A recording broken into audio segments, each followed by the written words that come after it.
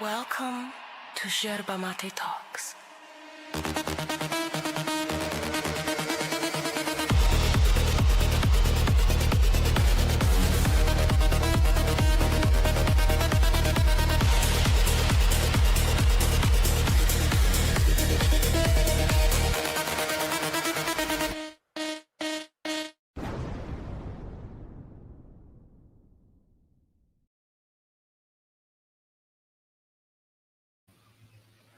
Welcome to another video review. I am Max, this is Kat, and this is a turtle.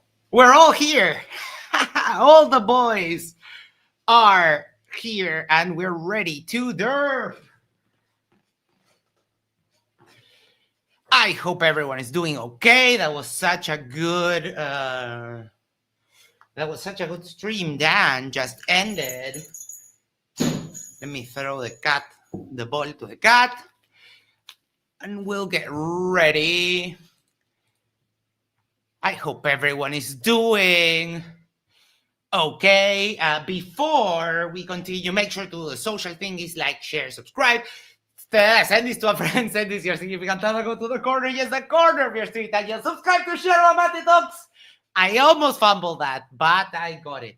No cat attack today. Don't like look at I'm all broken and hurt. Like look at my hands and my arms. No, don't wish for. I know it's funny, but don't wish for cat attacks when they don't happen. So we're going to finish or basically go a little more deep into the Jeran and OTW debate, and I got an email response from OTW. We should have a debate between him and Rex this upcoming week. But before that, we already have scheduled tomorrow. We are reviewing the Planet Peterson debate from DebateCon with Jake, and afterwards, we are on Thursday. I'm having Dan from Creation Myths, and we're going to clear up some of the claims about the Y chromosome that happened in the last evolution debate on MDD. So pretty excited for that one. Let me get I'll put the link here, so if anyone wants to come on and have fun, we can do that. And I'll pin it. And we should be good to go. Boom, boom, boom. There we go. Pin. All right. I hope you're all doing just fantastic. Dan, hello. That was an awesome stream you did today. And, well, let's dive right in, shall we?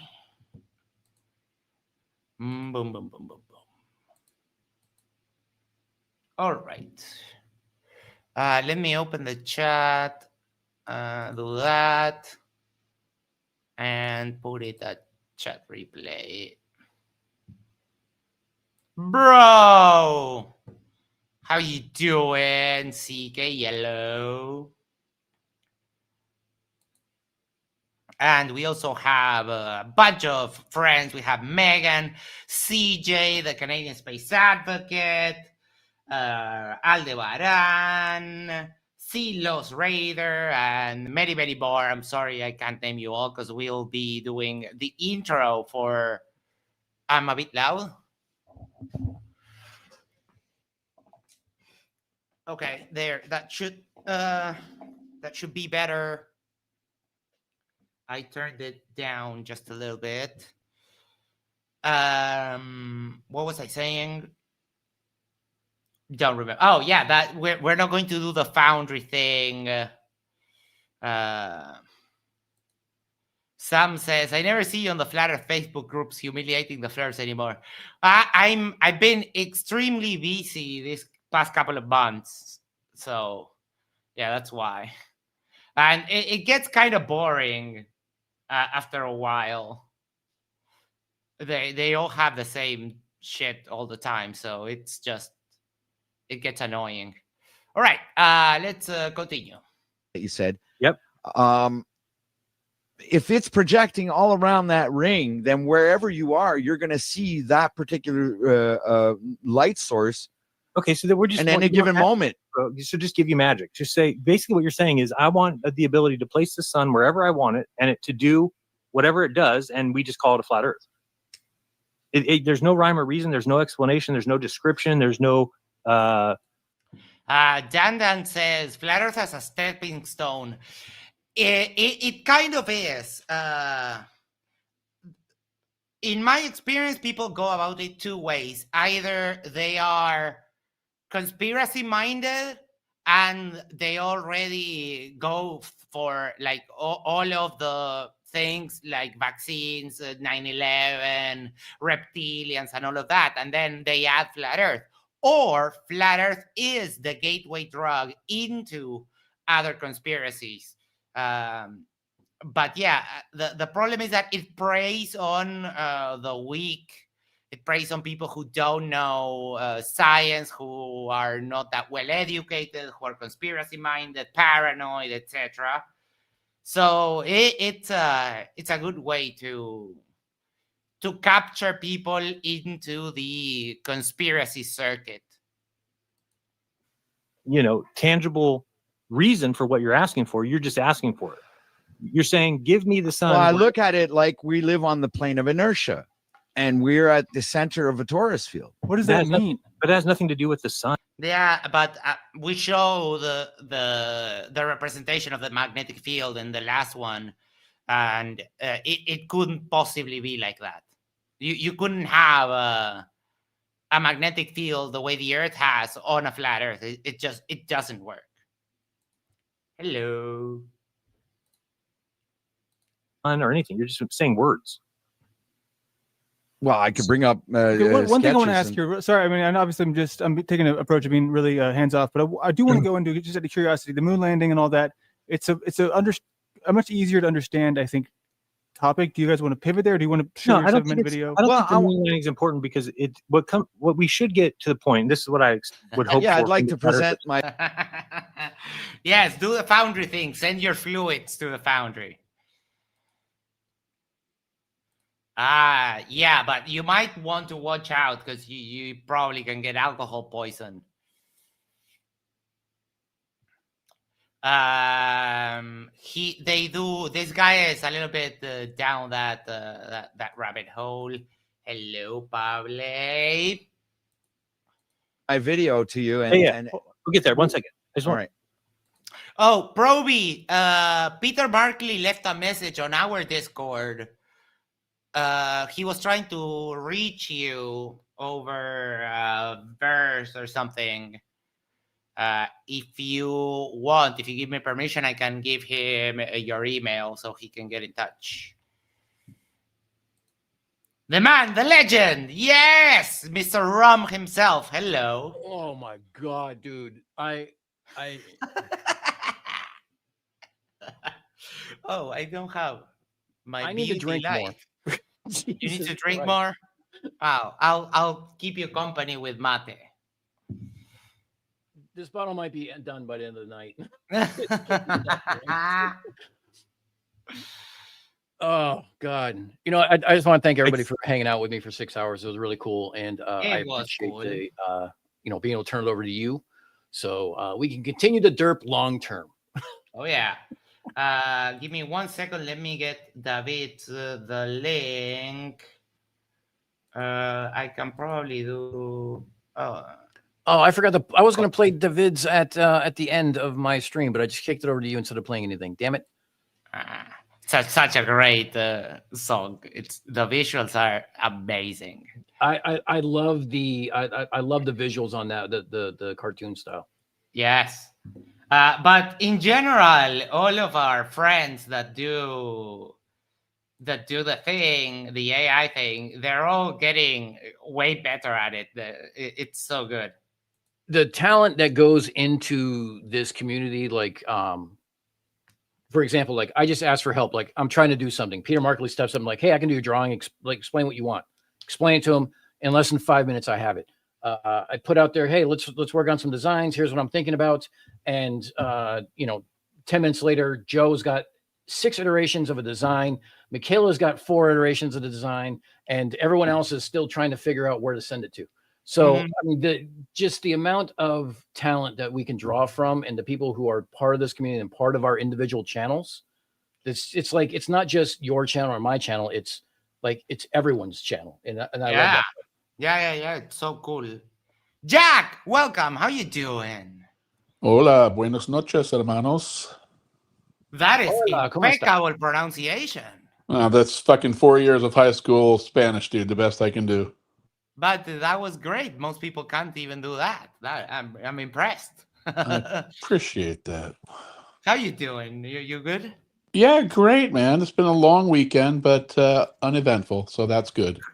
Uneventful. How much did you eat for Thanksgiving? A lot?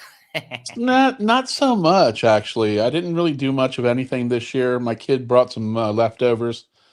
I didn't really gouge or gorge myself. Okay.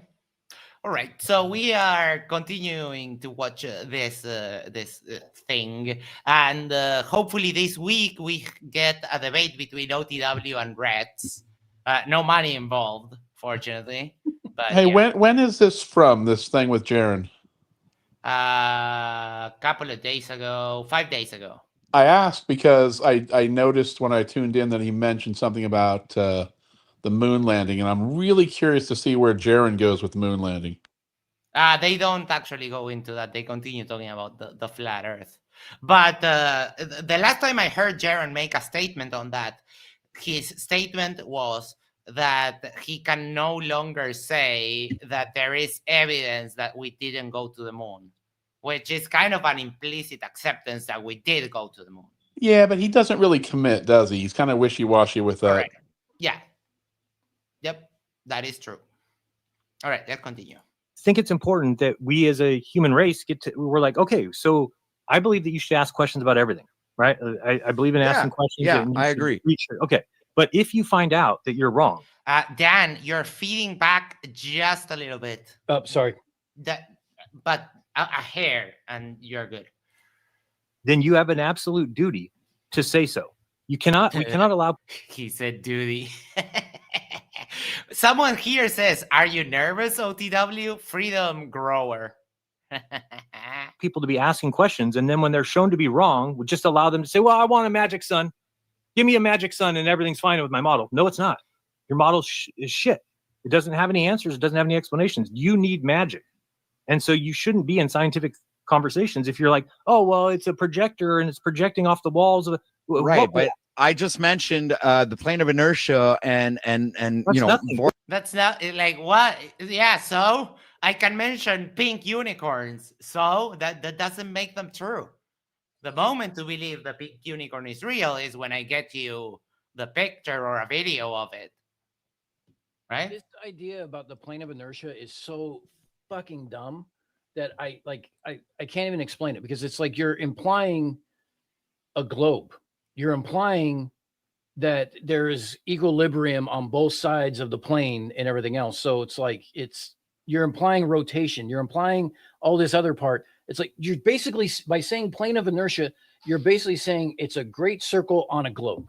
Mm-hmm. And you have the torus field of the Earth. But if the Earth was flat, given that we have two magnetic poles, it would be like an M, or I don't know, a pair of boobs, like that. It wouldn't have the same shape it has because the Earth is a globe. This is just like absolutely. They're just proud when they learn words and they like to use them. That is true also, yes. They want to sound parallelepiped. That's I've noticed that. What is a plane of inertia? It's what is created through an electromagnetic field. You can see that. It's actually demonstrable. Yeah, this is where we would be in the plane of inertia. What is inertia? And we're at. I don't think you know what inertia means. Well, I mean, I didn't know I had to bring a dictionary to the debate. Well, but you're saying plane of inertia. Well, I mean, if you're citing a concept like plane of inertia, which is not a regular thing, you should be able to define it, right? Okay. A plane of inertia. A property of a 2D shape that describes how its area is distributed around an axis in the same plane. No, that's not it. Plane of inertia, magnetic field. Okay. No, I don't want to try your stupid AI mode.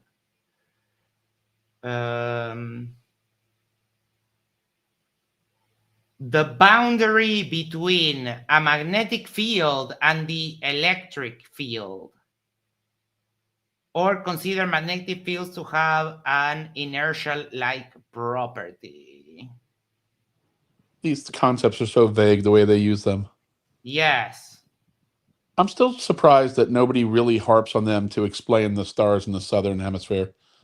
You know, because when they try and say, well, you just can't see them, they're too far away, then say, well, why does everybody in the north see all the stars all the time? Like, why is it that I can call someone in California and someone in Japan and say, hey, do you see the North Star? Yes, we do. You know, I'm just trying to figure out why this is always this that it comes back to, and not the more obvious things that nobody has any answer for. Let me see. Magnetism and the plane of inertia, induction time. I'll save this for later, but if anyone is interested, apparently this is an explanation of what the hell they're talking about. No, shoot, I pasted the Discord link. There we go. That's the one. Welcome, I see Spin Yellow. Hey, what's going on, dude? How are you tonight? I am fantastic. It's a little bit chilly today. It's raining and cold. I want my spring back, but other than that, fantastic. Good. Am I coming through here in South Florida, Max? Yes. Oh my, I would be so happy. Summer here, and then just like a bird, right? Emigrate 6 months in each hemisphere. Oh, that's a dream. My mic's coming through good, though, right? Yes, sir. Correct. All right, cool. Yeah, these clowns over on Discord you're making pretend that they can't hear me. But go ahead. Point that we live on the plane of inertia. Okay, we know what a plane is. Flat. What's inertia? What are you claiming? It's the force created by the electromagnetic field. How can inertia is not a force? Inertia is the resistance to movement. What are we talking about? I think you're fumbling your definitions. And also, the inertia, if an object is in movement, then it will have, there's the inertia of the object in movement already. This guy has no clue what he's talking about. That which essentially was I was mentioning earlier, which is the vortex, where the sun actually is projecting its light from the center of the vortex onto the firmament, and it travels, and it the just like your lungs breathe. Okay, your lungs do about the same thing. It expands. Your lungs do the same thing as the sun. Wait, what? This guy's deep in the dumb. I mean, lungs breathe because the diaphragm moves the lungs, and they increase in volume. That generates a tiny vacuum, which forces air in, right? And then the diaphragm relaxes, contracts the lungs. You increase the pressure, so they move outside. I remember in school, and anyone can build this. You can grab a plastic bottle, cut it, put a straw with a bifurcation and 2 balloons, and then also put a balloon cut at the bottom, and then you pull on it, and it shows exactly how the lungs work. I think there's actually a YouTube video. 1 second. Balloon model lungs. Yep. I'm not familiar with this guy. Does somebody have the background on this guy? No, apparently, I don't really know anything. I just found out because someone was asking, has anyone seen the OTW? This is not that well built, but the principle kind of shows. This would be the diaphragm, and when you pull on it, it creates a little vacuum there that forces the air in. It's pretty nifty how that shit works, actually. So when Dickless Wayne talks about, have you ever seen a vacuum? He's like, yeah, your lungs work on tiny vacuums and then higher pressure so that you can actually get the air out. Pretty efficient. And it retracts. You're gonna go up, and that's So why the sun travels, and you see it going. On December 21st, you're saying that the sun is here, but yet, and it's projecting outwards. But did you know that all of this is night? Well, right. It'd be more like here's night, here, and then wherever the sun is, if it's here, then this is all night. Well, how is that happening? I thought the sun is here.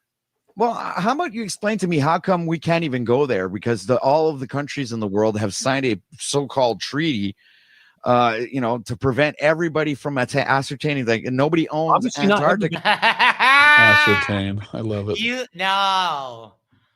JJ has the monopoly on the exclusive use of that right. term. Yeah. Copyright. It's not like a treaty. It's not a quote unquote treaty. It's not a so-called treaty. It's a fucking treaty. Yeah. And there's more of those treaties, like we reviewed the last time. There's the space treaty. There's a bunch of also treaties about land and so on. There's many treaties of countries that don't generally agree, and they still respect them. Like Russia right now is a little bit ostracized from the international community, but they still respect some stuff, like the Antarctic Treaty and the Space Treaty.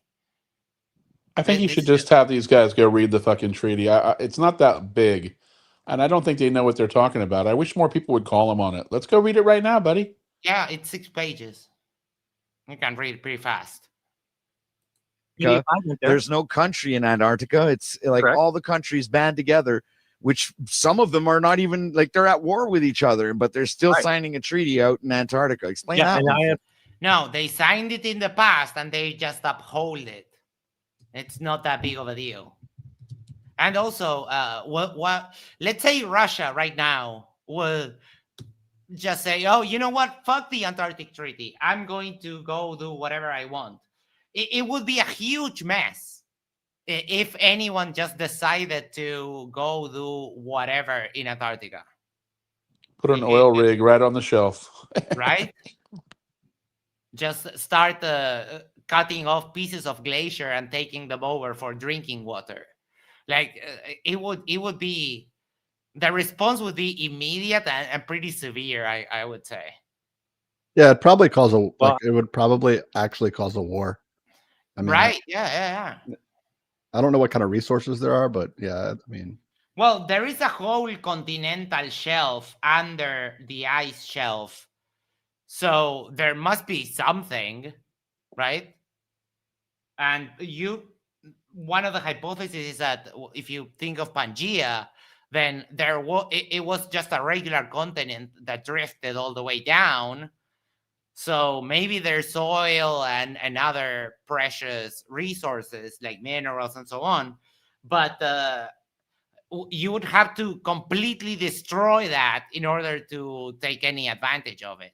And that's why the treaty is in place, so that no one destroys the only untouched and uncorrupted place that we have left. The treaty really is probably not what's preventing it. It's the fact that it's the furthest place away from every country that would otherwise rape and pillage. That's true. That's also true. Yeah, it's very inconvenient, and just because there are resources down there doesn't mean that everything would become free. Like, well, no, because it costs money to dig them up and then to ship them from the most remote place ever. It's just wild.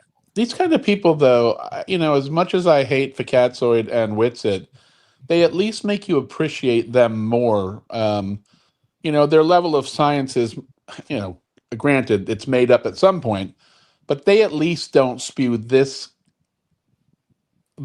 level of just complete stupid. Yeah, that is true. Yep. I've every. You tell me I can get up off my ass and go check, but that's not even true because I can't even go to Antarctica. You're speaking with someone who went. Dumbass. Yep. What are you talking about?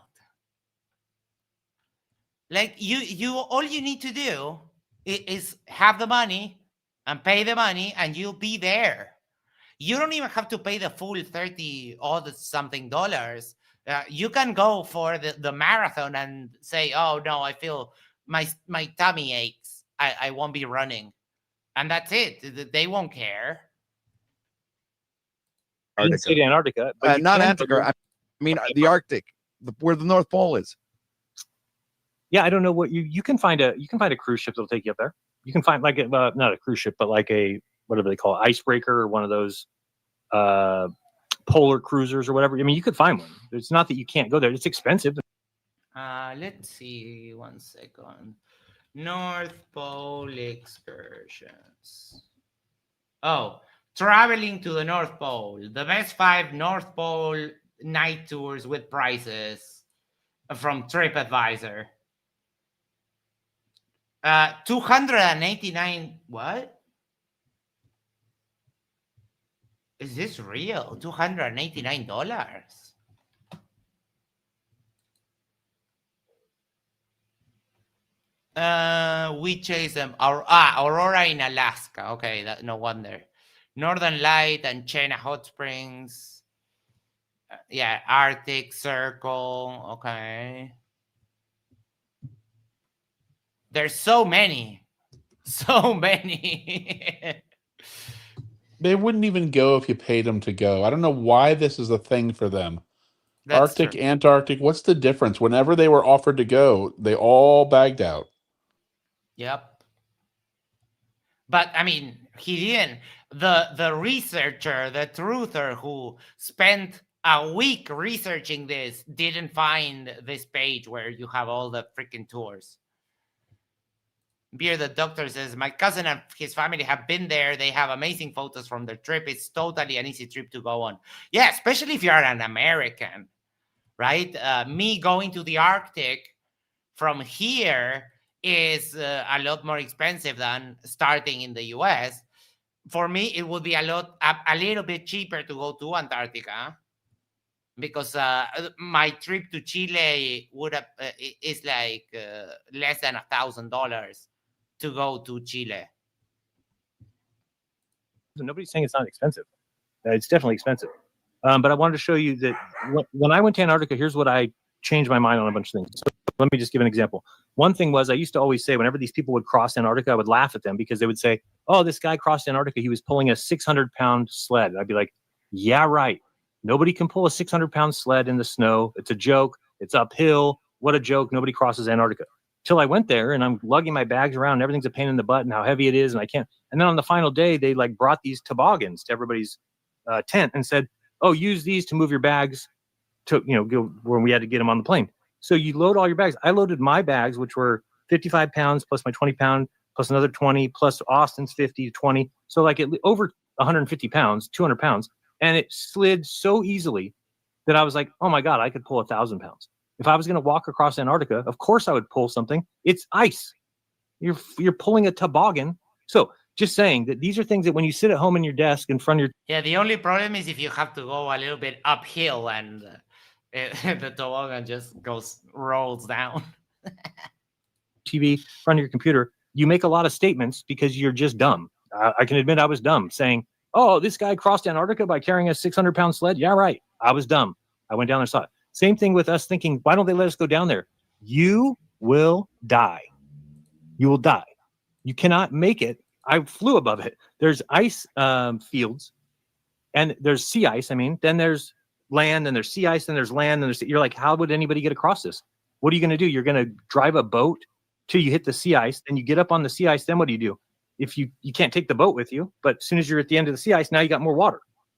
So it's progressively impossible or very improbable that you're going to have a good trip there. I don't know if you've ever seen, but some of the icebreakers, because the shoreline is so tall, it's like a super high cliff. They have like the fire trucks have those extending ladders. So they go right up to the ice shelf, and then in order, if you want to descend into it, you have to climb the ladder like it was a fire truck. That's pretty cool. But then they will go say, "Oh, the ice wall." You're just not. I mean, you probably make it 50 miles and die. I mean, you wouldn't get further than that. So the idea is, well, you say like, oh, why don't they let us go down there and explore? First of all, no flat earther would go down there and explore anyway. I'll tell you that much right now. They're not going to go down there and trug around and do any work because they're all lazy. So they're not going to do that. And they just like to say. I mean, he's not wrong. Jack said it and Jeran said it. He was around flat earthers for 10 years. So if anyone has the right to make that claim, it's him. Right? And they are like quite lazy. They're not exactly fighting back. No. Bless you. Sorry. I wish there was another way to say that, because I don't like the bless thing. In Spanish, we say salud. Gesundheit. Health. Gesundheit. That works. What does that mean? I assume it's German, but it's basically the equivalent to bless you, but I don't think it's bless you though. Okay. It's like excuse you, maybe. Say it. Well, why don't you let us go independently investigate? Why don't you go independently investigate, Iran? See what happens. Go independently investigate Russia. Just show up and just on the shore, pop up onto the land and start doing shit and watch how quickly you end up behind bars. So it's the same thing. It's just there's no country in charge of Antarctica, so they needed a treaty rather than give China and say, you're in charge of Antarctica, now make the rules. They said, well, nobody's in charge of it, so let's keep it pristine and we'll all make the rules. I mean, you asked to explain it. I'm not saying that it's the greatest idea. I think that I don't want to see people wreck that place, though. When I was there, it's completely, perfectly pristine. They don't let you pour out a soda in the ice. They don't let you pee in the ice. They don't let you do any of that that people would do. I know people. I have friends. They would. Yeah. I mean, he is right. Given the chance, peeing your name in the snow. I mean, I know. I know. Every guy I know would do that. Well, he lit up a blunt while he was there. I mean, I'm pretty sure that's illegal. Like what he was saying, right? Yeah.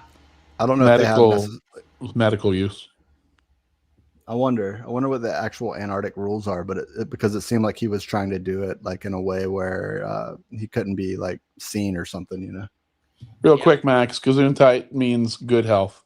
That's good. It's interchangeable with God bless you in America, but it's not what it means. It truly means good health. Yeah, that's what I like. I like that. I'll try to remember. So continue your atheist charge. Pee and make snowballs. They don't even let you do any of that because they're keeping it completely pristine. They don't want you messing with it. So they. Yeah, and of course it never thaws out.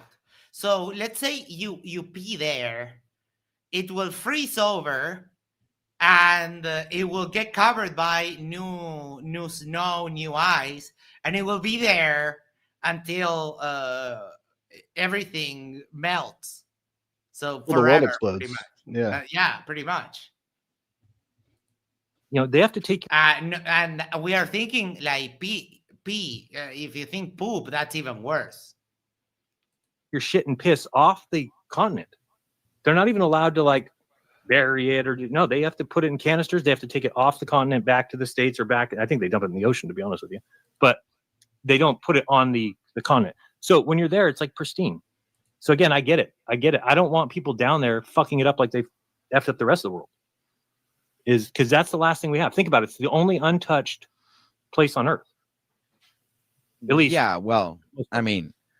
Well, to bring it back into. I'm sorry? I said that and Facatoid's penis. Yes. His pickle. like David would say. Focus, it's like during the southern summer, the magnetic field is at its maximum down and out phase, and the ecliptic plane has what? This is like fucking dirt filter for this shit. This guy is just, he just makes up shit. I mean, this is amazing to listen to these guys. Yeah, it's pretty great. I think I'm gonna stroke out. drink some more rum. If I see that half of your face starts to melt, we'll call 911. We'll get you sorted. Flex so far outwards that the projected path of the sun forms an unbroken circle entirely within the southern hemisphere. Okay, For an observer, how do you have an unbroken circle in the southern hemisphere on this map? You can't. It would have to go like that. In Antarctica, this guy is digging himself another hole inside the hole he's already in. This projected sun circles the horizon for 24 hours, never setting. Yeah, but you're reading something from Lindsay, which is just incoherent babble. So, like, look at me now. Look at the camera and tell us what you just read. You can't, because I actually explained that earlier in my own words, and you kind of like. No, you didn't. You didn't explain shit. But you just said it was magic. Saying, well, it's down and out and out and in the summer it's out and down. Right. And down and out. Like I was explaining before, it kind of like the vortex. I mean, the torus field expands and retracts. Okay, this doesn't change the land that you're looking at here on the screen. For example, so do you know that? Let's just do some. So the math on the globe is that it has a radius of 3959, right? That's the distance from the equator to the middle of the Earth. But on a flat Earth that we're looking at here on the screen, that Can I bring up a point of contention? Yeah. So their excuse for the sun setting, they claim that it's too far away to see when it circles let's say they're around the center point of the flat Earth, and at night I just can't see it because it's too far away.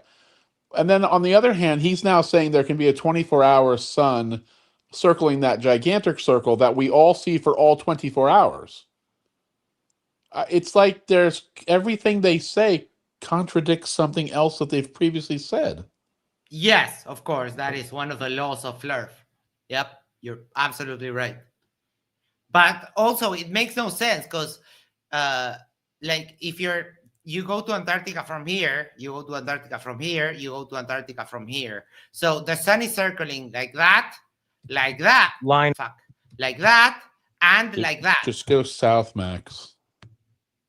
I know, but south is everywhere. That's a problem. Exactly. And the South Pole is a ring. It's a ring, yes. Everywhere you go, it's a South Pole. And right here becomes the radius of the flat Earth. Do you know what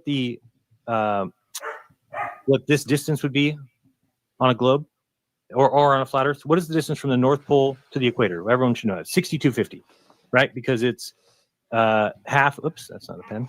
So 6250 is that distance. So the problem with that is all of a sudden we've got a problem. I just said that the radius of the globe Earth is 3959, but the radius of a flat Earth is 6250.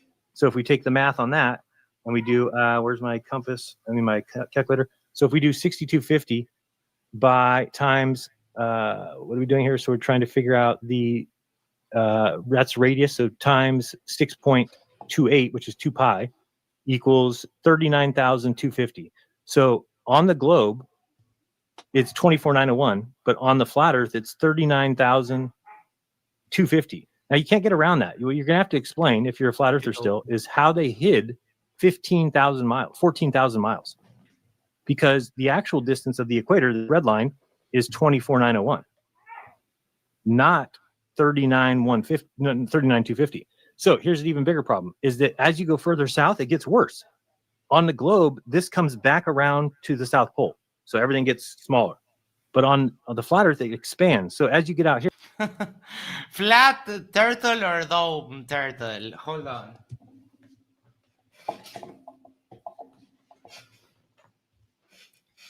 Hey, I mean, we need that's a real turtle. He is pretty dome-like. Max, do Turtle you in a just half let shell. him? Turtle You just power. let him walk around all by himself on the floor, or is he in a? Yeah. Oh, he No. just hangs out. How come He he's just- not wearing an orange bandana? You never find him in weird spots or almost step on him coming around a corner or something like that. Yeah, sometimes you kick. I kick him and he goes like sliding over the floor. But no, I'm pretty wary of where I walk. Oh, he just gave me a little.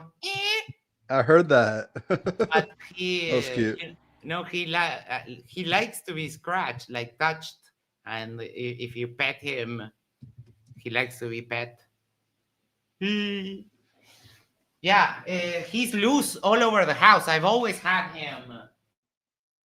That's funny. Yeah, he's just loose there, goes wherever he pleases. I live And the in a cat, couple of... the cat doesn't fuck with him. No, the cat does fuck with him. Yes, the cat actually flips him over and then starts like "Meow, meow," calling me because he flipped over the turtle. And And he knows you won't be happy. That yes, cat is a bastard.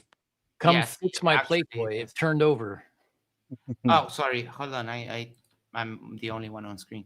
Then one thing, I caught him one day. I see him coming over from like my room, and the cat had caught him by one of his legs and had him clinging like, and came on like this, and the turtle was basically moving the other 3 feet like.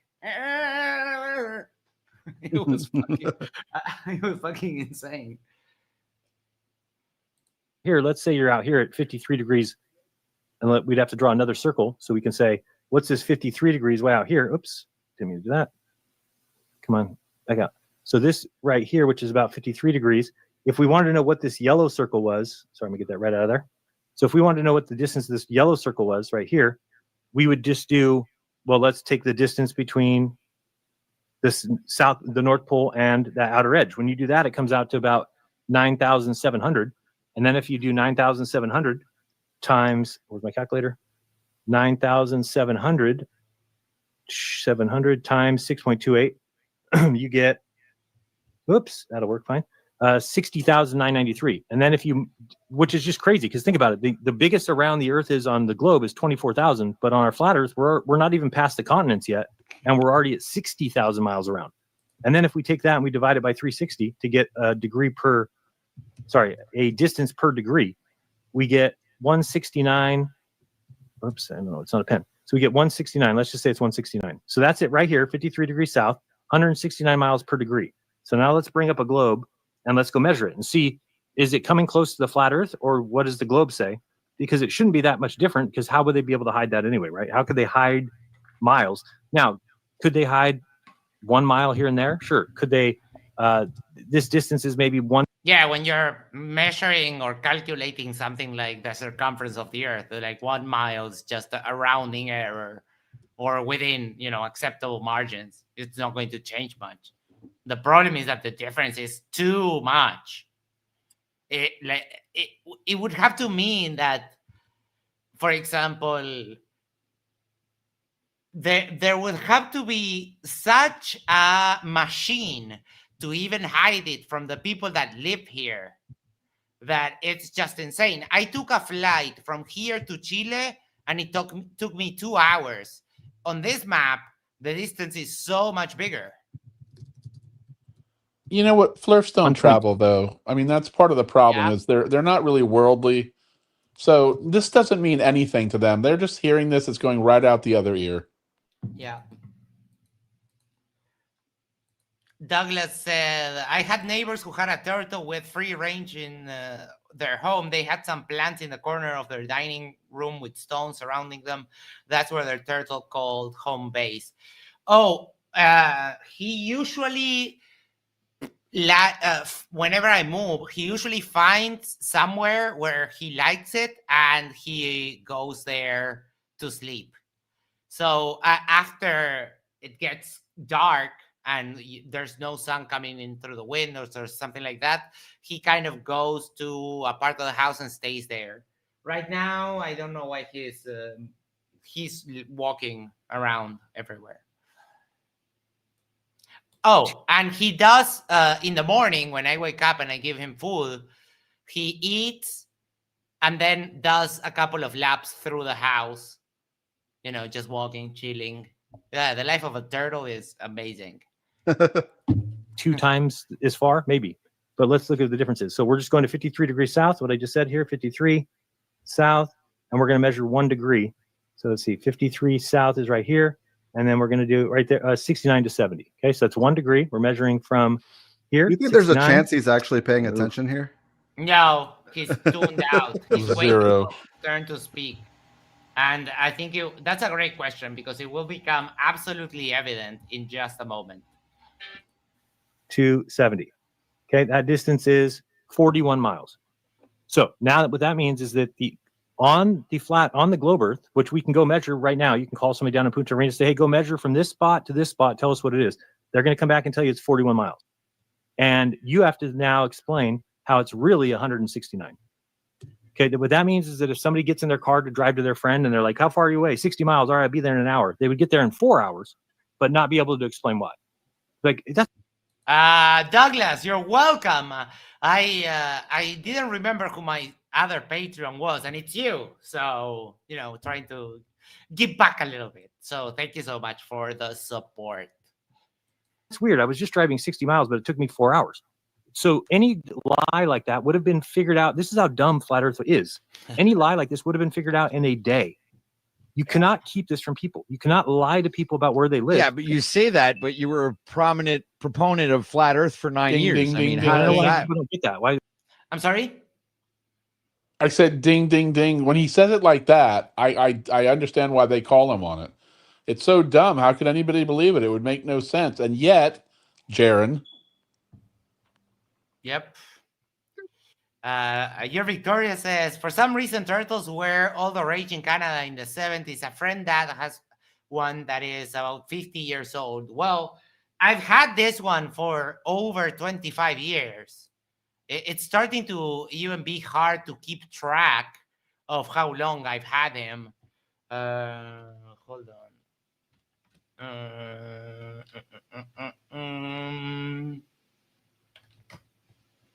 Yeah, no, it is over 25 years, but I don't remember the exact number. Why does it matter? I thought the South was a lie. I went and checked. It is not. Does that not make sense to you? So if I base everything, you thought that the South Pole was a lie. I thought everything about the South was a lie. What are we taught in school about the South? The funny part is that a long time before TFE, I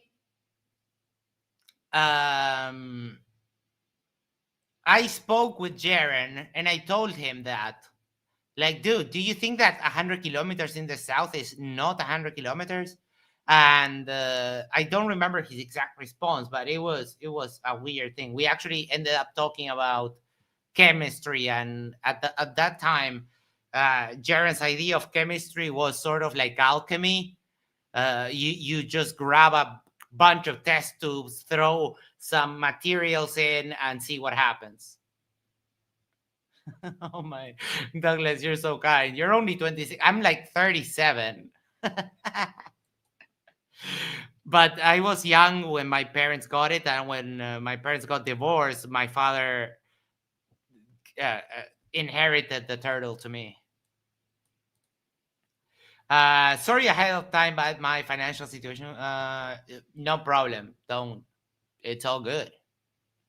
It's the opposite of the North, right? Yeah, like they had 2 polar ice caps. You had the South Pole and the North Pole, and Santa Claus is at the North Pole. Okay, that's what we were taught, right?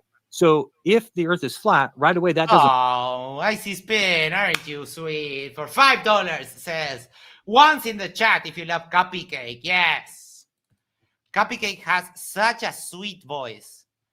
They're so nice. Doesn't work anymore, right? No, of course not.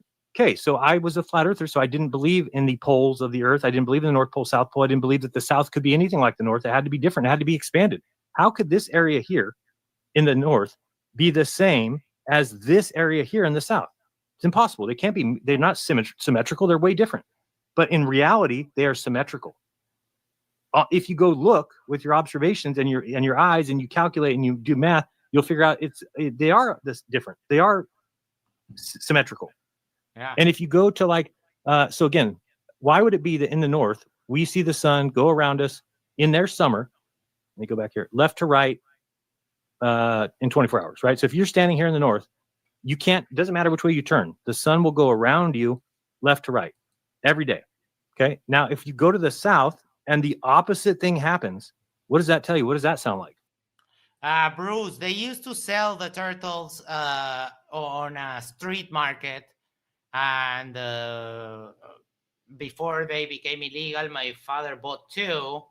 The female died.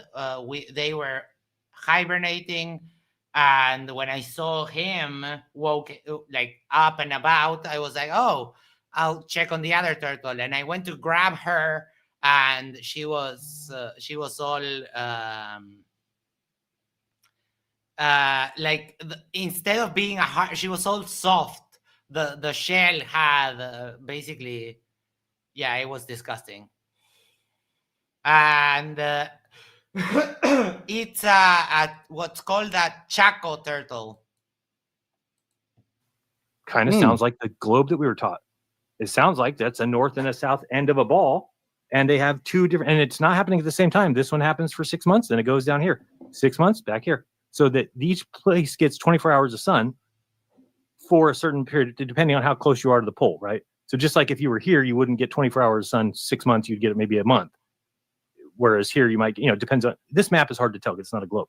But people have tried to say, well, couldn't there be a North Pole and a South Pole like this? But no matter what, if you tried to lay out the continents like that. Check this comment here. Okay, Jeran, mission completed. You managed to convince the Globetards that this is boring and a waste of time to go further and investigate. Congrats. It's still flat. Aww. Aww. Bless his little heart. Yes. God bless your holes. Let's say you put, North America here and South America here, maybe Australia back here or whatever, but you'd have to put Russia across the North Pole here. So then if the sun was doing anything, like they say the sun does this, well, then how's Russia getting sun? So this is the thing. If people actually... this is exactly what they did here. Sorry, but let's stop talking about the turtle. Sat at home. Here's what I noticed about flat earthers. They don't care about doing actual work anymore. There's nobody sitting home right now at their house trying to figure out how the flat earth works. Nobody in the whole world, because they've given it up. They've just said the earth's flat. That's what we're going to say because it doesn't work. So nobody's figuring it out because it never will be figured out. And you can go back to 1890 with Lady Blount and all these people from the Zetetic Society. They even stated that they knew there was a 24-hour sun in the south and they couldn't explain it, yet they would remain flat earthers because the water's flat. That's what they said. So that's fine. If you want to have a very limited view of the world and you want to say, I only want to believe in what's right in front of me, then believe the earth is flat because the earth is flat. Right underneath your feet, it's flat. Go get a glass of water. Roger says, help, I'm stuck in Suno land. Bathtub, swimming pool, lake, flat, level. There's no question about that. So if that's all you care about is I want to know what's right here, then be a flat earther. But the ridiculous thing is there's people who have expanded that view, backed away from the earth, looked at it in full, looked at it in total and said, oh shit, we're on a sphere.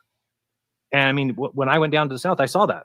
You can actually see it because you're watching the sun go the opposite direction. So it's a paradox because if I were to ever tell you, and I feel bad, I mean, it is a paradox because, there's a lot of math involved there. And what math is it that you look west and the sun goes one way in one hemisphere? And on the other hemisphere, you look west to watch the sunset and it's going the other way. It's like this.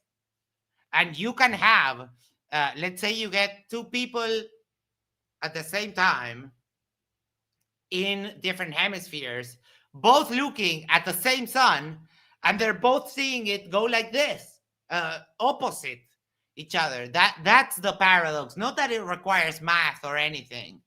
Like this guy coping or like seething about sunsets is just amazing. Do you think that flat Earth would be as, I won't say as prevalent because I don't think it's a high percentage, but do you think if humans were spread 50-50 in the northern and southern hemispheres, then this would be harder for them? Yes. If 90% of the people are clustered in the north, so they see what they see and they pretend the southern hemisphere doesn't exist. But I have a feeling that if it were 50-50, this wouldn't be a thing. Yes. And also, there is very little interaction between the people in the south and the north when it comes to language, right? All of Latin America speaks Spanish, and then we have Brazil that speaks Portuguese. But there isn't many crossover. There was this guy that was friends with Jeran, Iru Landucci. He's a flirt from Argentina, and it's hilarious that he says oh yeah, Polaris is at the center. Motherfucker, you've never seen Polaris. Like, what are you talking about? And it happens like that. But now, for example, people like me are bringing the South. And I always say that I love that the South is the thorn on the flat earth that they just can't shake. Well, they just ignore it. Paradox, because yeah, mostly. If you have two people looking in the same direction, imagine this. If I said there's two people looking in the same direction and they're watching the same item do the same motion, can they both see it go in two separate directions? The answer is no. You'd right away say no. What do you mean? If two people are looking the same direction at the same item, going in the same path, then they would both be doing the same thing. But the actual reality of it is we have two people looking in the same direction. This is a great point. If civilization began in the southern hemisphere, clockwise would be anti-clockwise, but actually clockwise. Yes, if the majority, if the population was inverted, then clocks would go the other way. Watching the sun do the same thing, and they see it going in. You're talking crazy now. Opposite directions. There's only one shape that answers that. Only one. And you just put people on a sphere and it's done. That's exactly what the sphere calls for. Imagine if this white thing was the sphere, right? It's the sphere of the earth. And if you put a person here and a person here, then those two people are going to see the sun, even though there's one sun, doing the complete opposite. If it sets left to right for somebody, it's going to be setting right to left for the other person because they're on a. Yes. It's so insane that someone has to do this. Like, right? Like he has to explain why it's not a fucking flat earth. I just can't even believe it. Like, this is an adult conversation. Okay, I'm sorry. Hashtag rant over. But yeah, I just wanted to say that. Well, but think about this though. They anything and everything they question like this, but they don't do it with anything else. Their doctor, they don't sit there and ask him what are his credentials and how does he know that nuclear medicine works, and does he know for sure that, I mean, did he make the medicine he's about to give you? Like, it just would never occur to them. But with flat earth, for whatever reason, and I still don't know the driver behind flat earth. I do think there are exceptions though in that conspiracy theory. Like, for instance, I would say that there's huge overlap in the number of people that are flat earthers and people that just do not do vaccines, or they're like anti anything to do with the COVID vaccine, for instance. Like, I think that there's a lot of people that overlap for that. But yeah, if they're about to die, yeah, fucking keep me alive. Like, all bets are off, right? Yeah, well, shoot me with that adrenaline so my heart doesn't continue to stop. But I mean, you could pick any other technology or any other field that relies on technology, and everywhere around them every day they just accept things at face value. But for whatever reason, with the Earth, if you didn't go to orbit, you can't claim any. Nobody's ever seen it. If you didn't, firsthand go to Antarctica or the North Pole, if you applied that criteria to everything that you believed in, what would you believe? Everything in your fucking county that you've never been out of? Mm-hmm. They would be basically, if they applied the same type of scrutiny to everything that they do to flat earth, they would just live in permanent stupor and they could never do anything. Basically, you get the guy to install the cable, like, oh, but did you manufacture the cable? How do you know it will work? What are your credentials? Like, how is this possible? The earth is flat, and yada yada. Like, well, they're banking too. They're using credit cards. I mean, they're trusting other things without any question. Right. That's why I wish I knew. Like, I don't know how many flat earthers are actually just doing this because they said it once and now they have to defend it, versus they really believe it. I think it's the community. It's like, oh, they found a group of rejects just like them, and then these other guys, like the big ones, it feels nice to go live and have a bunch of people watching. I couldn't lie about that, right? It is it kind of tickles your self-worth, right? Well, and we know they don't believe it anyway. The bigger ones, it's clear as day, right? Yeah, a lot of them. Like the content creators now there, I hold to the idea that they're all grifters, except the ones that are just actually too stupid, right? Like Kyle the Mormon, for example. Like Roger Ledwell. Roger Ledwell is actually that stupid to believe this shit.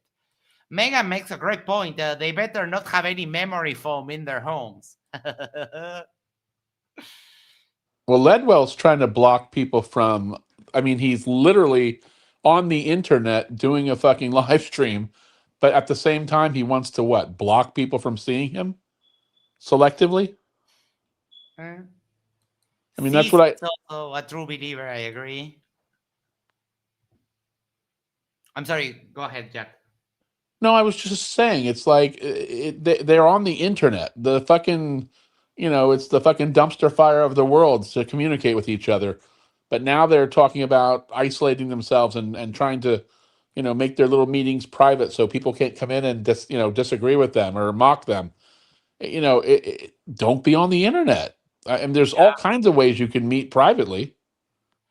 The funny thing is, just using the internet with the way the systems are set up with the underwater fiber optic cables, that is also evidence for the globe. So every time you send an email, you are witnessing evidence for the globe. Those underwater fiber optic cables are $3 million per kilometer. Well, this is kind of how we tripped up Dick Wayne that one time. We asked him about, what kind of TV do you watch? And do you know, by the way, that the local affiliate uses satellites to get their signal up and down from the let's say from the East or West Coast live feeds? Did you ever drive by one of those buildings and see all those dishes? Where are they pointing at? And he said, well, the mountains. And meanwhile, there's not a mountain anywhere. But this is, I mean, it wasn't hard to trip them up. But whenever they talk about the mechanics of the earth and the geography, I think they just don't listen. I think that's a losing. I think Jeran's, he's not being heard here. No, this guy is super lost in the sauce. But let's say Dick Wayne's deflection of the mountains was hilarious because my country has no mountains. Our highest hill is 500 meters. So it's insignificant. And it's also in the next state over. So my city, Montevideo, has 0 mountains. It has one hill, the Montevideo Hill, and it's less than 100 meters or so. It's hold on. You could hear only Dick ever Wayne's, had one hurricane. You could hear Dick Wayne's testes just clamp up and go back up inside his body, especially when he had to admit to satellites right after that. Oh yeah, that's a great clip. The Montevideo Hill is 135 meters, so it's nothing, literally nothing. What's the turtle's name? It doesn't have a name. It's a turtle. If you call it, it doesn't come. That's right. The globe. It's an upside down view. So people can hate me all they want. They can say, oh, well, you did this for 10 years and we don't want. It's really just a matter of them coping with the fact that they don't want to give up the flat earth. And I get it. If flat earth is a anti-authority, like an anti-government, anti-scientific movement, then that's fine. So people can say, like, I'm so pissed off at this world, I'm so pissed at science and scientists that I'm going to say the world's flat. That's fine. I wanted to mention that would be a good way to keep people under control if they all thought that they were insignificant mistakes of nature. I totally agree. Right? I totally agree. Right? But and that no, for fuck's sake, no. No, the problem is that these guys, this is religious trauma. Mm-hmm. These guys think that because we don't have the same purpose as they do, which is worship God, that we cannot have any purpose. But they're imagining their own position. They're imagining that their purpose of worshiping God goes away all of a sudden. I've been an atheist my whole life, so you don't have that crisis. When you realize and you become aware of your own mortality and the insignificance of you in the macroeconomy of the universe, you understand that it doesn't really matter that there is no intrinsic purpose to you. So it becomes not a crisis, but something that is liberating, meaning that I can find my own purpose, and you can change your purpose throughout your life. When I was younger, my purpose was to have fun and party and rave. And I went out of my house on Friday night and I returned Sunday evening. And that was kind of my purpose at that time. And then I kind of got more responsibilities and I had to change and found other things that I liked, like DJing. And that turns your life around. And then a couple of years ago, I found this YouTube thing, and now it's also part of my purpose to do these things because I enjoy them, because I think it puts something positive into the world, and that's where my legacy will be, pretty much, right? But they think that they're thinking of their own crisis, not ours. This is a gigantic straw man. We're like a fucking some sort of accident that happened out in the middle of space that turned this into whatever it is, and that we're just a freak of nature. Well, now you're believing. Now you're actually repeating their talking points. So you're repeating the talking points. Right? No, but it's something that makes sense. It's like you're right. I know that not everyone feels that way, but this guy does, because he said it. And it is sort of a generality that people, it's like, oh, but you don't have a purpose. Like, yeah, I don't have any intrinsic purpose, but I do have a purpose of my life. And then, for example, then you might become a parent, and then your purpose becomes making the best life possible for your children, and so on. So there is not really a problem here. That's why we don't have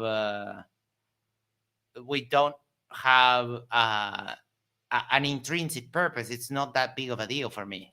They seem terrified that there's no divine creator. That to them is unfathomable. Yeah, because they think that they're not special. But I feel that I'm special because of the things I do, because of the things that make me myself, because I'm funny, because I'm this, because I'm that, etc. You also appreciate the magical sort of circumstances that created life in general, right? And you're not going to just assume that there's some greater being waiting to welcome you, to heaven or hell or whatever, or that this isn't. I mean, this is it. It's not a bad thing to realize that, and it's not a bad thing at all to realize how insignificant humans are in the big picture of the universe. That doesn't mean you don't feel important, or you don't have self-worth, or you don't feel like living your life and making the most of it. Exactly. Hey, Max, real quick on just a quick parting shot, because I'm going to be going to bed, was going to be talking to flirts make me feel special. That's for sure, because that means I'm not as dumb as they are. Yes. Icy Spin said for $5. Send names for turtle in the chat. I'm making a list. Then we will have a vote maybe on Discord. You can do whatever you want. The turtle will still have no name. It's been. Can we give it a what do they call it in the ceremonial? Can we give it a ceremonial name? No. Look, it's been a source of friction, even with some of my lady friends, that they want to name the turtle, and it's like, you're not going to name the turtle. Even my nieces, who I love extreme amounts, they asked me, "Can we name the turtle?" And I told them, "No, the turtle has no name, never had a name, and will never have a name." What's the Spanish word for turtle? Tortuga. Tortuga. Oh, okay. What if it could generate, like, I don't know, 20 super chats or something like that? Even then, you wouldn't do a ceremonial. Yeah, no, even then I wouldn't. Pavle for 750 Uruguayan pesos said, "Conspiracy makes them feel relevant because I know something that most people don't. And I am a hero fighting the power." Very low self-esteem. I agree. In these cases of these big guys, it does count like that. Yeah, it's wild. As a very When that- confused Well, person, the I do wanna say science that- is literally kind of like anti-God. I right? agree. I didn't say it's Well, not. that's what I'm saying. And as a man of God, that goes against. It's not anti-God as much as it is anti-supernatural. But yes, it is anti what God would be considered supernatural. So why yes. don't you live like a Mennonite then, That's dude? needed. We don't want science being done about Right? But yeah, I mean, if science could science God, then it would stop being supernatural. It would be a natural thing. And the problem is that if God was a natural thing, it wouldn't be, you couldn't claim that it was omnipotent, because natural things are just not like that. But why that science? Why is it okay for him to have a cell phone and use his computer to get the Pornhub and all the other things he takes? Doesn't question those at all. Yeah, that's true.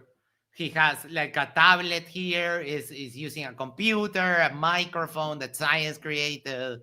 All of that is not the man. And it has nothing to do with God, and yet they use it. It's a lot of contradictions when it comes to this nonsense of God versus science. But And I think Jeran has the correct answer here. You know religion more than I do, Max. Is there? I mean, I know all about obviously science and religion conflicting in the 12, 13, 14, 15, 1600. It was a big deal and all that shit. But is there a history from before that of any scientific or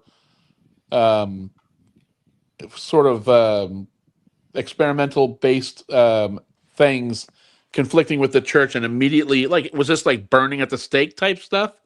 Is this all through history it's been like that? For a while, yes. But the problem is that we've been doing science for even that babies do science in the sense that when babies become around a year old and you seat them at their little seat with something on their hand, they start throwing stuff, and they like, without, in all their basic reasoning, right, by being a toddler, 1 year old, 1.5, they grab something and they start realizing that they can throw stuff, so they start throwing, right? And then they do, and then they stack blocks and all that kind of a thing. It is part of the human experience of the world to do science, right? But the church doesn't, obviously now it doesn't. But what would you say was the time frame when the church pretty much stopped trying to kill all the scientists? after Galileo, and there's a weird interaction there, because for the longest time the people of the church were the ones that were educated to read, to write, and to do some math and so on. So the first universities were from people of the church, and it was in the purpose of finding God in nature. That was a lot of it. But then it's when we started developing more hard sciences, that's when we started moving away. I would say Galileo and Copernicus, it's when we started to change the paradigm. The bearded doctor said this: science and Christian faith aren't in conflict. Through history, there were many scientists who were and many who are currently Christians. Yes, but that would be for a reasonable person. But these people are not reasonable. That's a thing. Let me move Icy Spin to there. Yeah. The supernatural. If somebody says, in my head, I can predict these numbers or whatever, and we're like doing science on that, there's no science to do there. The person, it can't do that. There's no predicting. Did you know that the James Randi Foundation, and I know two guys that are part of this foundation, they have $1 million award right now for anybody who can show any supernatural ability at all. $1 million today, they'll hand it to you. And nobody's ever been able to collect it. Oh, Icy Spin, I also forgot to tell you one thing. You never let the internet name anything. I don't know if you've seen, like, I think it was in England, they made an internet contest to give name to a boat, and it ended up being Boaty McBoatface or something like that. I think that's where a fantastic name for a boat. That's where Globy got his name. Yeah. I did know that. I knew he got it. You don't let the internet name stuff. That's fine. We'll do it anyways. We'll have a little side project. Damn you, people.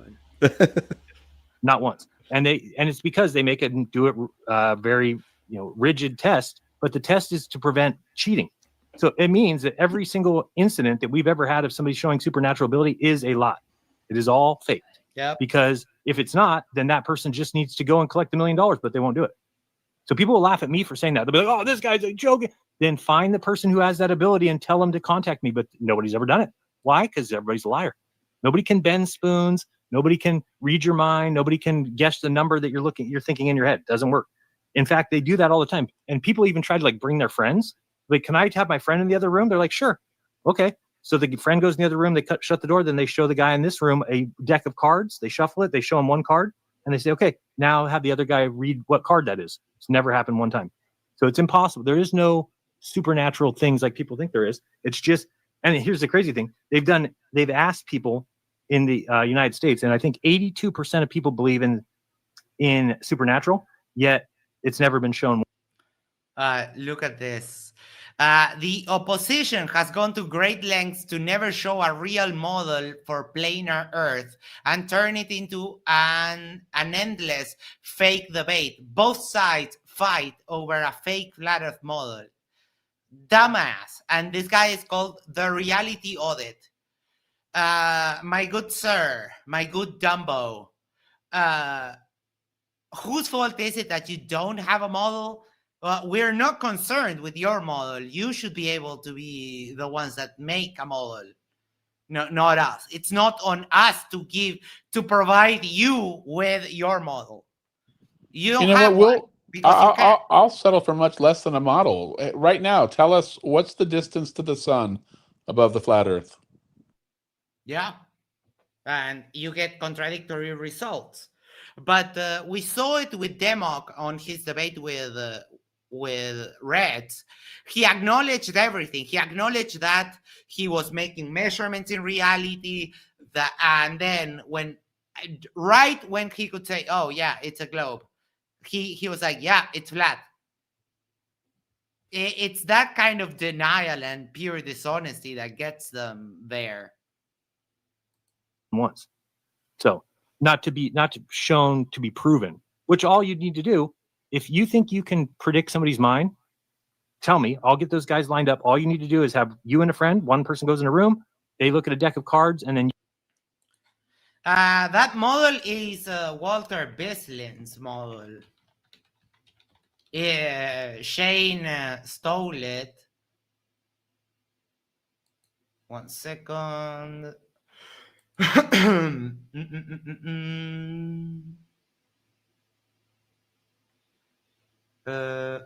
Where is it? Model aircraft simulation.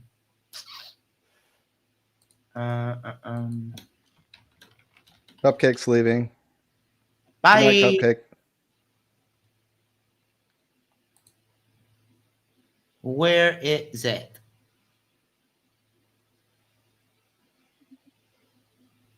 Curvature. Hold on, I should have it somewhere. Mikey Smith says it's 80 miles. That's remarkably stupid. Right? That is insane. It is absolutely remarkably stupid, yes. Right, I'll be back in a sec. Realize if it was 80 miles above the Earth, then when it was going to its circle on the far side from you, I mean, it would be, I don't know how you'd even see it above, well, never mind. I won't even say the Earth curve, but the 80 miles, it's the most, I don't know where he gets his stuff, though. Mikey is unique in his beliefs. But yes, they're crazy. Yes. And by the way, he's trying to raise money to go to, I don't know, to do a protest in front of the Canadian Space Agency, but his case is over. I don't think anybody should contribute to that, Derp. Yeah, I agree. Because likely he'll just take that money and use it for the payment that he has to now make to the court. And I think he needs to feel that and think about his life. Yes. So here it is. So here is this is Walter Bislin's model. Shane literally stole it, and because Shane doesn't know how to code, he could have stolen all the code and make it pass for an original thing, because it wouldn't be that hard. But the problem with this is, for example, if you grab the location and you move it that way, day of the year, let's go to like December. Look at the paths that, for example, the moon has to do so that they can actually have it. It goes like that and does 180 degrees and then comes back so that the observer can look at it. It's just insanity. It's like pure insanity. So I've never seen this before. There Really? are people This is the azimuthal grid of vision, right? Oh, yes. for fuck's sake. The azimuthal grid of derpitude, yes. The funny thing about this model is it was made to show what Flat Earth would actually have to do in order to make their model work. And they said, oop, copy, oop, paste. This is our model now, fellas. And like for a while, in fact, I found a rare stream. I don't even know if it's on YouTube, but I have, yeah, I think it is. It's on like a very, very, very channel that has like 3 subs or something. But I found Witsit dedicating an entire stream way back in the day to like disclosing this model. Yeah. And talking about how wonderful it is and stuff. Someone uploaded it. I'll have to find it. Now that I thought about it, I will. And I'll see if I can get a link. And but it's fantastic. Look at this. I even have some screenshots because Shane literally stole the whole thing, right? And he left on some stuff where he was Bislin was talking about what the problems of the model are. If someone hasn't seen this, you can check it out there. But if you go here and do is it that? No, that's full screen. If you go and do that, you can actually grab the source code. Where the hell is it?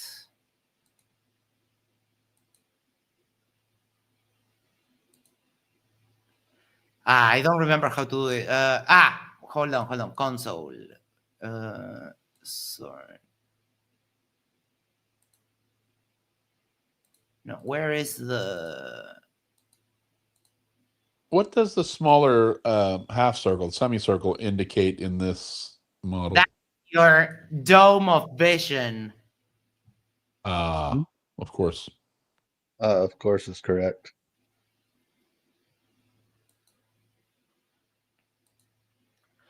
Everyone has a personal dome. You see, Jack. These are things that you and we weren't taught in school, but nonetheless, they are a part of reality. Everyone has their own personal dome. Yes. The longer that you take to accept this, the more time you're going to spend being lost. Okay. Look what you have to do in their world to make shit work. Yes. I don't remember how I got and you can see the dev menu.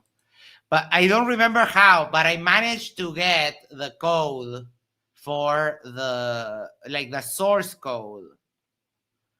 And I compared, a friend helped me compare the source code on this website to the source code on Shame's website.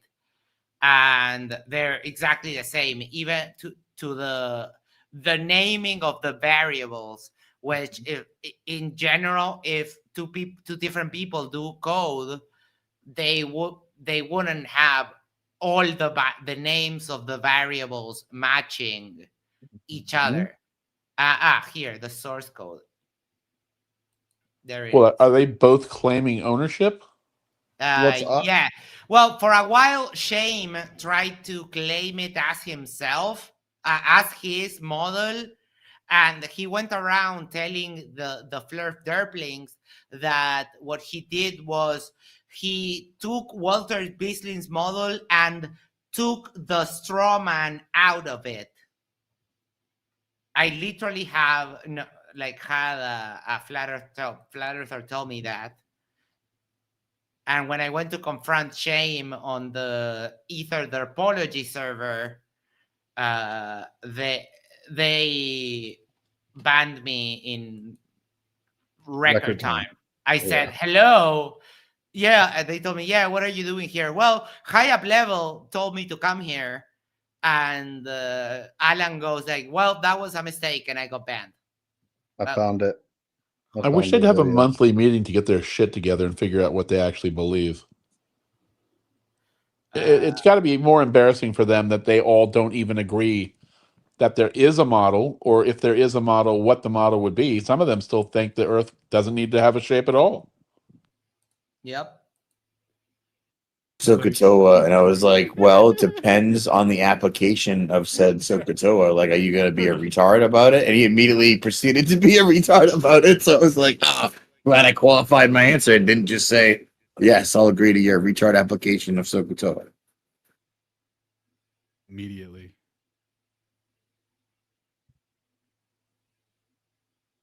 There's a lot of people missing chromosomes on that fucking Discord. I'm sorry. Max is about to get into this. What's up? Not much. High Up Level asked me to come here. Well, that was a mistake.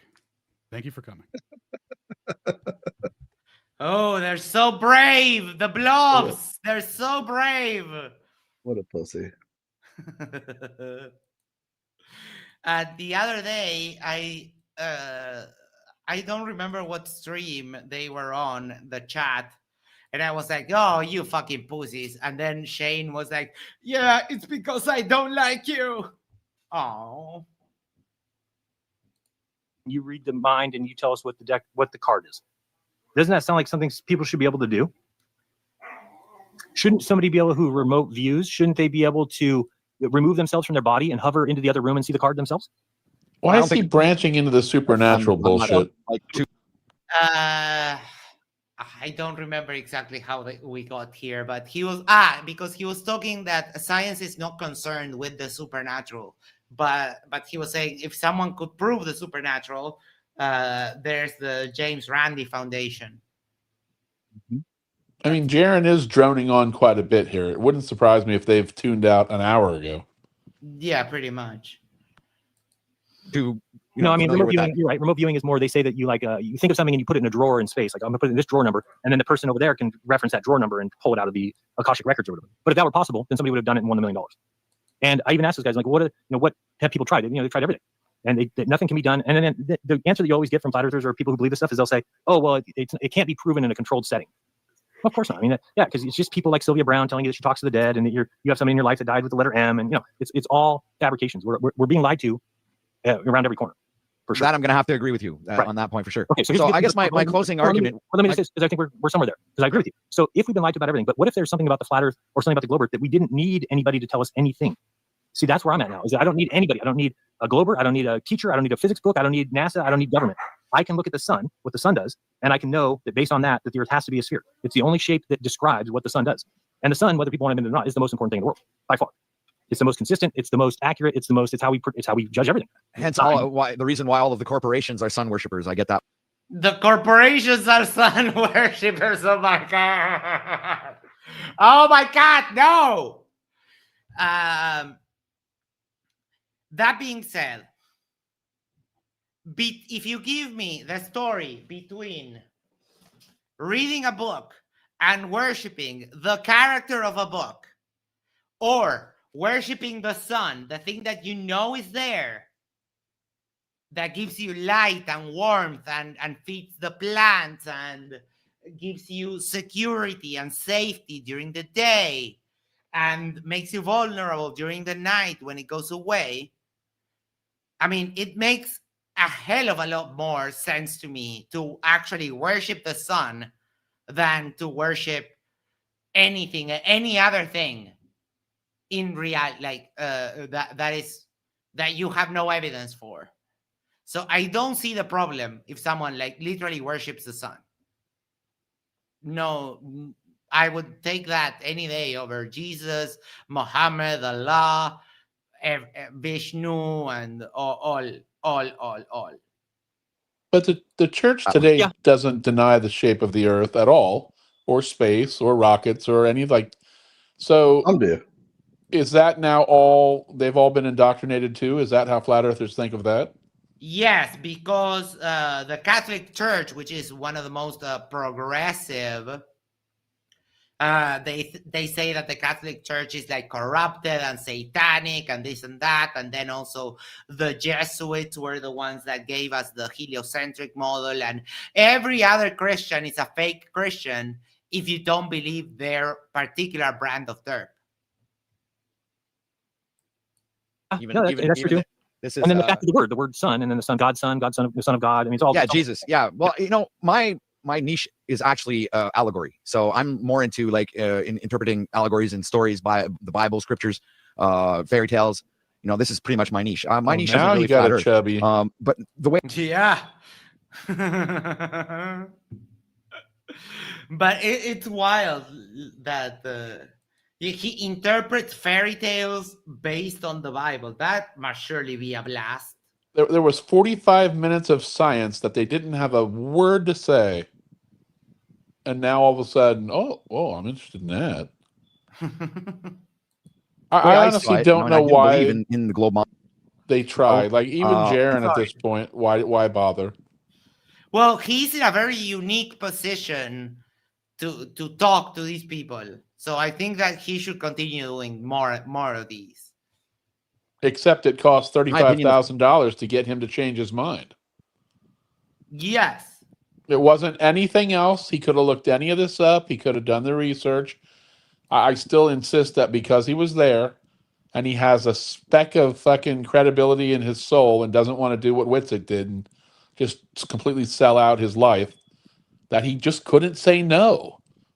He could not deny because he saw it with his... had he not gone, Jeran would still be a flat earther. Probably, yes. The flat Earth model was flawed, had all kinds of mistakes in it that I couldn't really make any sense out of. So I leaned more towards like either a simulation theory or somewhere around those. Because of the weirdness of the globe, right? Well, because of all of the lies. It's like, eventually there's like, you got to make your own judgment, right? Like you said, bring it back to you. Sure, but let's say if my math teacher lied to me in 8th grade, does that mean that addition and subtraction are lies? No, right? So it's kind of the same thing. You have to look at what are they lying about. When they lie about dark matter and dark energy, okay, then don't believe those. Throw them away. Say, I will not believe your dark matter, dark energy. Good. I love that. Apparently, it needs confirmation, but apparently they found a way to detect dark matter. That is just amazing. I did hear that. I haven't seen the story though. Is it like revolutionary? Yeah, it needs to go through like the whole process, but it does appear. So I'll get you a link. Okay, I agree Well, with you. hence why I put more of chirp my faith comment, into by the way. nature science. Like, you know, Okay, so I'm sorry. He's sour. He's sour, Max. Yeah, it's fun. I'm sorry. We love you, Jack. No, I just wanted to acknowledge biology. I just wanted to acknowledge it was a clear fuck off. Heard, as they say. Yes, received. Nature. Yeah, but the sun is it's an exterior thing. It's not something that you can touch or you know, you can observe it, but it's not something like a plant or an animal, or you know, it's not, you can't test it biologically. You know, you can't take blood samples from it. You know. So what does that mean? So well, I'm just saying that I have more faith in that than I do in space science. Yeah, in space science. For me, space science is all fiction. They took all that shit out of Star Trek and they fed it. You are all fiction. I can't believe that you are real. I love how he thinks Star Trek is where they started this whole thing. Yes. So I posted one of the links there. Then that's from Science Alert and Futurism. So you can check a couple of sources on the claim. It's an initial study. It's still pending verification, but I did read the news article, not the paper yet, but it does look like 100 legit. Science Alert and Space.com. All right, we got it. By the way, and again, I think you're conflating two things. You're saying because these guys lied about space, therefore the sun that I see every day. Yes, go ahead. Real quick. So I saw that I was watching a show this weekend. So if the Earth, if you put the Earth in the same gravitational force as that exists inside a black hole and compressed it down, what size do you think the Earth would be? A pinhead. No, not quite that tight. A marble, basically. Oh. Can you imagine the fucking Earth compressed down to a marble? Yeah. I mean, this is what these fucking idiots. This is all this denying of science and space and you know, the cosmos and all that. They lose out on all these little things that are just, to me, fascinating. Anyway, back to the show. We are waiting to see if, I think it's Betelgeuse, the star. It might blow up soon or might have already blown up. We're just waiting to see it. Oh, it definitely already blew up. And apparently supernova is one of the biggest spectacles of the universe. And it's happening in our lifetime. And they're like, well, I don't know about that. The thing is, though, the funny thing about, I mean, in cosmic time, it could be a year or it could be 300,000 years, and it would still be a blip in the time frame. Yeah, right. But what I mean is that a star explosion, it surely has to be one of the coolest things ever. And we might get to see it in our lifetime. That is pretty cool. Well, they said there's an average of like, is it 30? I think it's 30 per week or something like that nature. We just don't see them all, or they're not big enough to notice, or you know, we see the effects of them afterwards. But Betelgeuse on the I don't know that it's. I mean, they've been talking about that for some time. Whether we see it or not in our lifetime, I don't know. It'd be cool though. I don't know what they'll think of it. I don't know what Mikey will do. No, he will lose his shit. And sorry to tell you, but it's Betelgeuse, not Beetlejuice. Yeah, when you move to the northern hemisphere, you can dictate how we pronounce things. Every American in here is like, it's Beetlejuice. No, you're America, all wrong. fuck yeah. Yes, I do support that.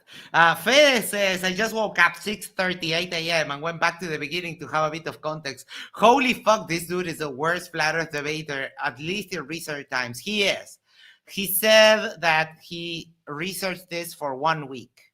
So he's a little bit of a baby flurf. I don't know why he agreed to go against Jeran. And he also said that his main content is not even flat earth. So I don't know what he's doing touristing on our community. Johannes Kepler observed that a type IA or Type LA supernova in 1604, which is now known Type as 1A. Kepler's supernova. 1A, maybe. Okay. Day is not real. It's just a little bit of a stretch. Just because these guys not that it's not real, but it doesn't necessarily mean that it's a spinning ball of fire in the middle of space and that we didn't say it had to be that. We didn't say any of that to get to this point here where we know what the sun's doing. The path of the sun is a known thing. So, I mean, even I'm describing it as the sun's moving. On the globe model, they believe that the Earth's moving, not even the sun's moving. But it's the same thing. It's a relativity kind of thing. It's relative. The sun is also moving. Everything is moving. Nothing, absolutely nothing in the universe is ever static. Ever. So you'll like this. There are an estimated 32 million supernova in the observable universe each year, which crazy, amounts right? to an average of 1 per second. It's so crazy. The thing is that in the night sky, we only see the Milky Way. We don't see anything beyond that. Well, with the naked eye, correct. With the naked eye, yeah. With telescopes, you can get more. Yeah, this was observable universe, so they can be seen. Yes. By telescopes and by radio astronomy. Ball of fire. I did put this in 1.5 speed, so maybe that's why. Oh, if you're on the sun, it looks like the Earth is going around you. If you're on the Earth, it looks like the sun's going around you. Could you ever say which one is? Except perhaps in the making of their model, it's static AF. Yeah, but nothing in the universe is static, because even if something like my cell phone is, I have a little hand that grips it so that it stands up like that. Because the Earth is moving, my phone is also moving. Nothing is ever static, because if anything goes static, everything else will go static. That will happen when the universe dies, but the whole thing. Is which? I guess not. Not if everything's in motion. But again, those are going beyond what I can say now or what I would believe now. I just believe for sure that the flat Earth is flawed. It is now false. That we can agree on. Okay. Megan, I know it was a joke. I just wanted to clarify my point. Besides that, sorry. Sure. And so, do you believe that things can be falsified when they're shown that they cannot work with reality? Right? Like if we said that we think that water can boil at 40 degrees Fahrenheit. Oh my, check this out. I guess Jeran has never heard of a Nikon P900 or P1000 digital camera. He has one of those, which he took to Antarctica, and which it broke it. Right, or whatever. Yeah, that can be falsified, right? Because we can get the temperature to 40 degrees. We're waiting. Nothing. 45 degrees, 50 degrees. It doesn't boil. We falsified our claim that the water boils at 40 degrees. Great. And when you falsify, that was a bad example, Jeran. What do you mean? Why? Well, water boiling is a pressure differential. It's not a temperature thing. So when he says it can boil at 40 degrees, it can boil at room temperature if you lower the pressure in the room. Water will boil if you in a vacuum.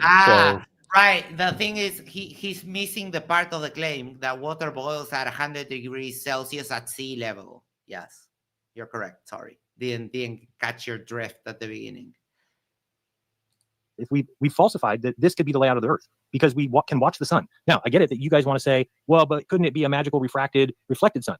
Well, if it is, then it would have signs of that, being that it would reflect at some point. Like, it's the equivalent of you saying that there's a mirror in your room. And I don't remember, but Jeran told the story in one of the streams after he got back that Witsit broke his camera. Yeah. Also, something is going around your room. Wasn't Lisbeth? Lisbeth was having issues with her camera too, if I remember correct. Yeah, I think. Or her GoPro. Her GoPro she was having issues with, and I think that she actually wasn't able to record. By the way, I've never seen any sort of aftermath, like anything that she's ever had to say about the trip. She did. Am I unique? She did, right?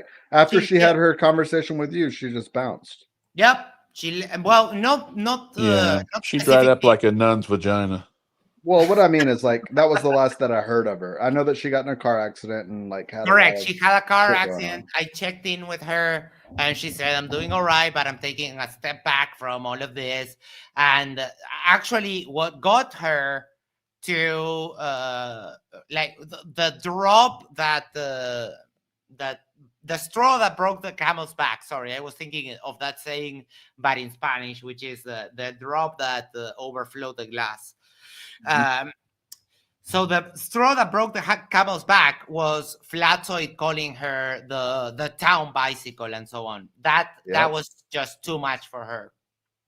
While at the same time, she also got into a car accident, which, I mean, it happens. But then these idiots started doing conspiracies about that. I remember that I think it was Flatzoid also that was saying that MC Toon tried to have her murdered. That is fucking insane, bro. Tell me Right? you're joking. No, well, wait, swear. didn't they also question how she got a new car? Like she was paid off. Yeah. Yeah. Yeah, it's called No, insurance company wait. if she got in a car accident. No, the new car was not her. The new car was Patricia Steer. She bought a brand new Mercedes. And it was like, oh, you see, she left Flat Earth and got a Mercedes. She was paid off. Anything they can find, bro. When they have nothing, they will find anything. And then if they have nothing after that, they will insult you. It's a simple formula. By the way, we should have a celebration week for FTFE or Flat Earth, FTFE. It's getting almost a little more than 2 weeks away for the 1 year anniversary. That's a good point. Yep, That's a good point. We could do TFE. That would be a good thing to do. Watch some videos again and so on. We should, have a week of covering all that shit again, just to drive them into fucking right. It could be go crazy. What was it? The 14th, 15th, 16th, 17th, or was it 3 days? It was 4 days, right? 14th through the 17th. 4 days. Yeah, they came. That would be a good little marathon. It would be fun. They came back on the 4th day, and now that you mentioned that, give me 1 second. Let me pull up something. I was hoping the guy was going to release the movie on the anniversary, because that would draw attention to it. The longer this sits, it's just going to evaporate. Yeah, I think it might be the strategy to actually release that close to the 1 year anniversary. That would be cool. But this happened. You know how I showed this clip the other day where I tell Nathan if he has to go because of his parole officer. But I did manage to do this. I love you, Max. Oh, I love you too, man. That's funny as fuck. Where is that shit? They were trying so hard to not let me bring that up, but I did. You know what? Let me search the transcript 1 second. Yeah, it's worth it, chat. Sit on your hands for a sec. It's such a great tone. And so funny because all you have to do, if nothing more, you just have to bring up Harvard chicken. You know, if you're out of options, just say, "Hey, when's the last time that you saw a human dressed like a chicken?" And he'll know exactly what you're talking about, or vice versa, chicken dressed like a human. Yeah. He doesn't. Oh, look at that. If you search Antarctica in the transcript of my debate with FTFE and Chris and Nathan, there's Antarctica is mentioned 33 times. Coincidence? That is. I don't think so. No, those don't happen in real life. No. Antarctica, 1 second. Boom, boom, boom. Do you know do you know what date that occurred on?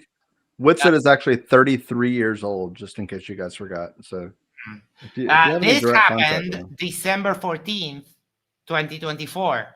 The day that they did the first, I was in the debate and I got a notification. That TFE went live and they did their first midnight stream, and I put that up for everyone to see. I think Nathan had dipped already, so I need to search for that. This is fuck.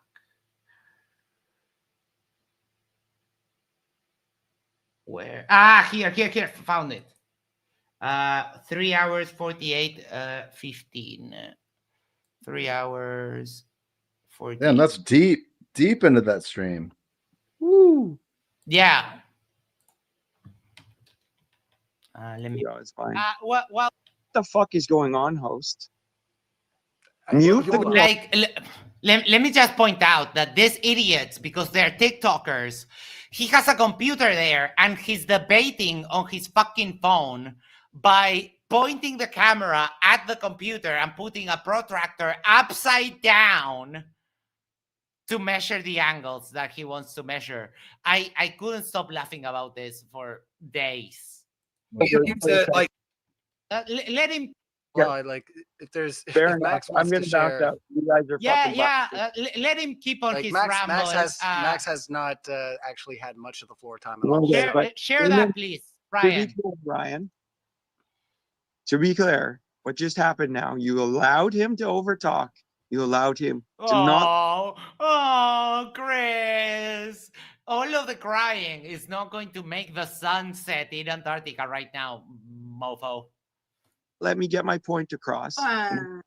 Spherical excess, not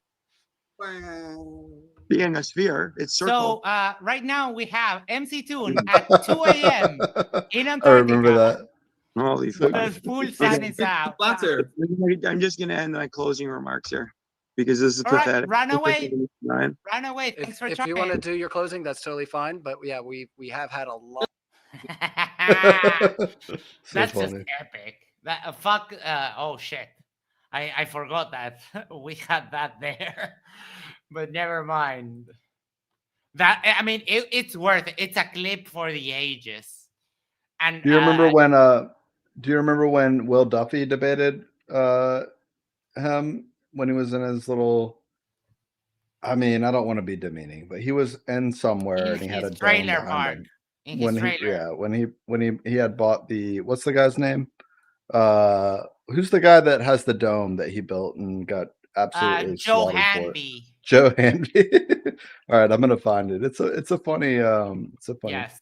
It's a funny part. But. Talk about where are they now? Joe Hanby. The salad bowl. Joe Hanby was in a video the other day. They were with on some Dirt. beach with Dirt, yeah.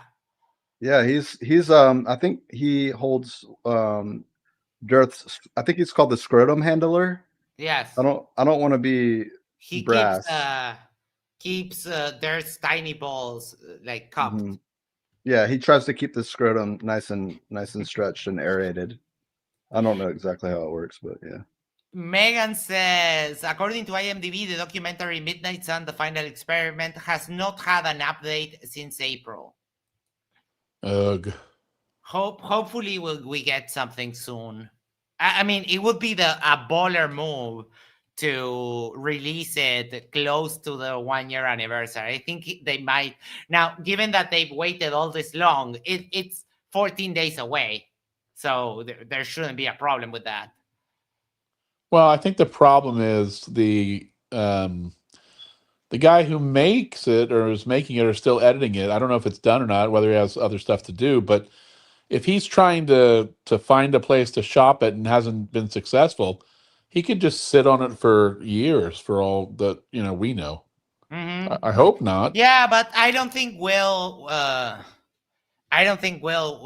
mean, Will just tell him like, okay, if we can't get it at like an actual publisher to put it, just release it on The Final Experiment for free, and that's I don't know that Will has anything to say about it, does he? He was the one that commissioned it. Probably the one that is paying for it also, because I mean, I don't think Jonathan is doing it out of the kindness of his heart. Like he is actually employed by Hollywood to do that kind of stuff. That would be such a just a fucking flurf smackdown to release it on the anniversary. I would love that. Yeah, me too. Good night. I'll send you an email to see, because I haven't heard from Dr. J, and Isa is actually sick. So as soon as I hear back from them when we can actually have that stream that we were talking about, I'll email you. But thank you for being here. Have a great night. In a circle, and you're saying that nobody would ever notice that they're two different things: the mirrored reflection and the real thing in the room. No, you would know. I see Spin has that for us. Got it for you. Play that and entertain the people if I'm not back, because I need to go to the toilet like kind of urgently. Perfect. This will be great. All right. I'm just going to let it ride. You guys can hear it for yourself.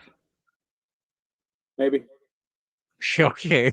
Icy Spin says, Nathan, ever seen a duck dressed as a human? What's this question, Nathan? What's this about? You got a duck suit at home or something? Oh, no. Disingenuous YouTubers, pranksters, invited me out under false pretenses that they were working with the Travel Channel, but they're just liars. I don't know why Globers are so obsessed with lies and believing liars, but they lied to me and dragged me all the way out to LA, and then had me put on a chicken costume for like 5 minutes while they did an experiment, and I was laughing at him. So that's what he's talking about. Interesting. This one from Ross and A says Nathan's contribution to this Wait, is there debate video like of the chicken suit? MH370's contribution to Southern. I'll have to get that for you. It's it's like a 4-part series, but I've got it. Oh man. It's fantastically stupid. So these guys, let me just give you the premise until Max gets back.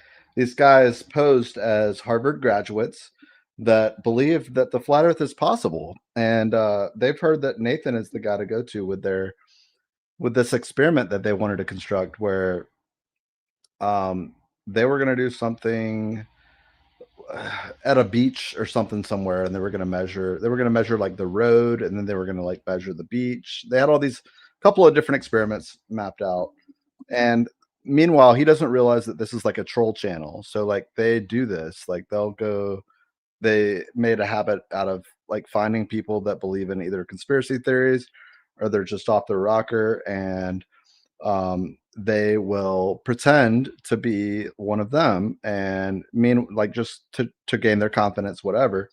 And they did the same thing to him, and they said that, listen, in order to like get the aura of the firmament set correctly, I don't know, they said some garbage, but they said, listen, you got to dress up as a chicken. All right, bro, we're all putting on chicken costumes.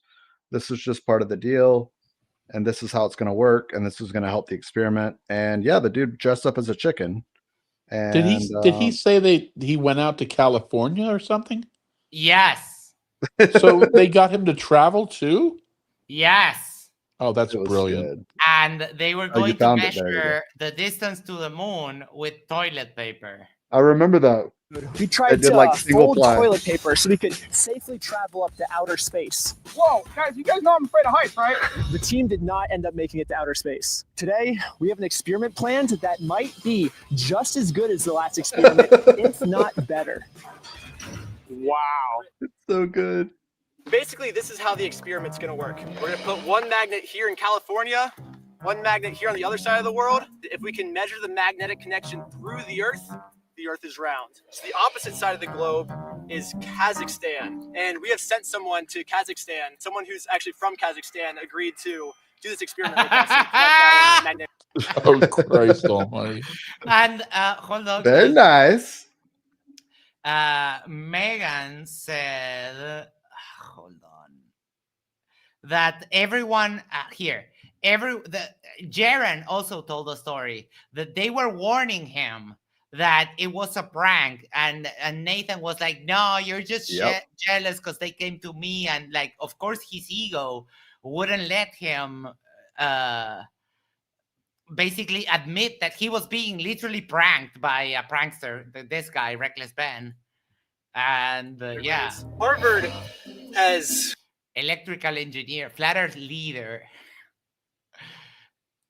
Yeah, I'm gonna just stand over here that way. Exiting. It sent a message basically to him, and I'm gonna put it right here. What message should we send them? SOS. That's it. That works for me. He said, we're getting a signal, keep you updated. SOS is the code. I got the code that fast? Touching computer.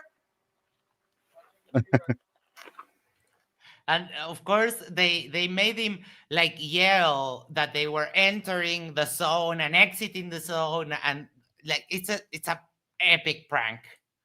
I don't that know how is much more we so can. good. I put the playlist there in the Foundry, so and Ah, it's got perfect. all 5 of them in a row. It's beautiful. Yes, beautiful, beautiful. Because they would come together, they'd be both near each other, and then they would go away. You say, oh, there goes one, the real one, and there goes the reflection. But that's not what we see in reality. We just see one sun. That's it. It's just one sun. So it's not a matter of, it's not the same as saying, oh, it's just projected off some wall. Again, if you're going to say that, you have to prove the wall, first of all, right? Prove that there's a firmament that is a glass dome that is projecting off of. Or else, if you don't want to believe that, again, I'm putting words in your mouth. Maybe you don't believe that there's a dome. I don't know. I used to think there might be a dome. Well, he is saying that there's a dome. He said it throughout the whole thing. He says that in the south it's reflected off of the dome. But then how can it spin over your head 360 degrees, going up and down in angular, in the angle, going from like 13 degrees to 29, 30 degrees or something like that? The dome would have to be over Antarctica. But they flew in.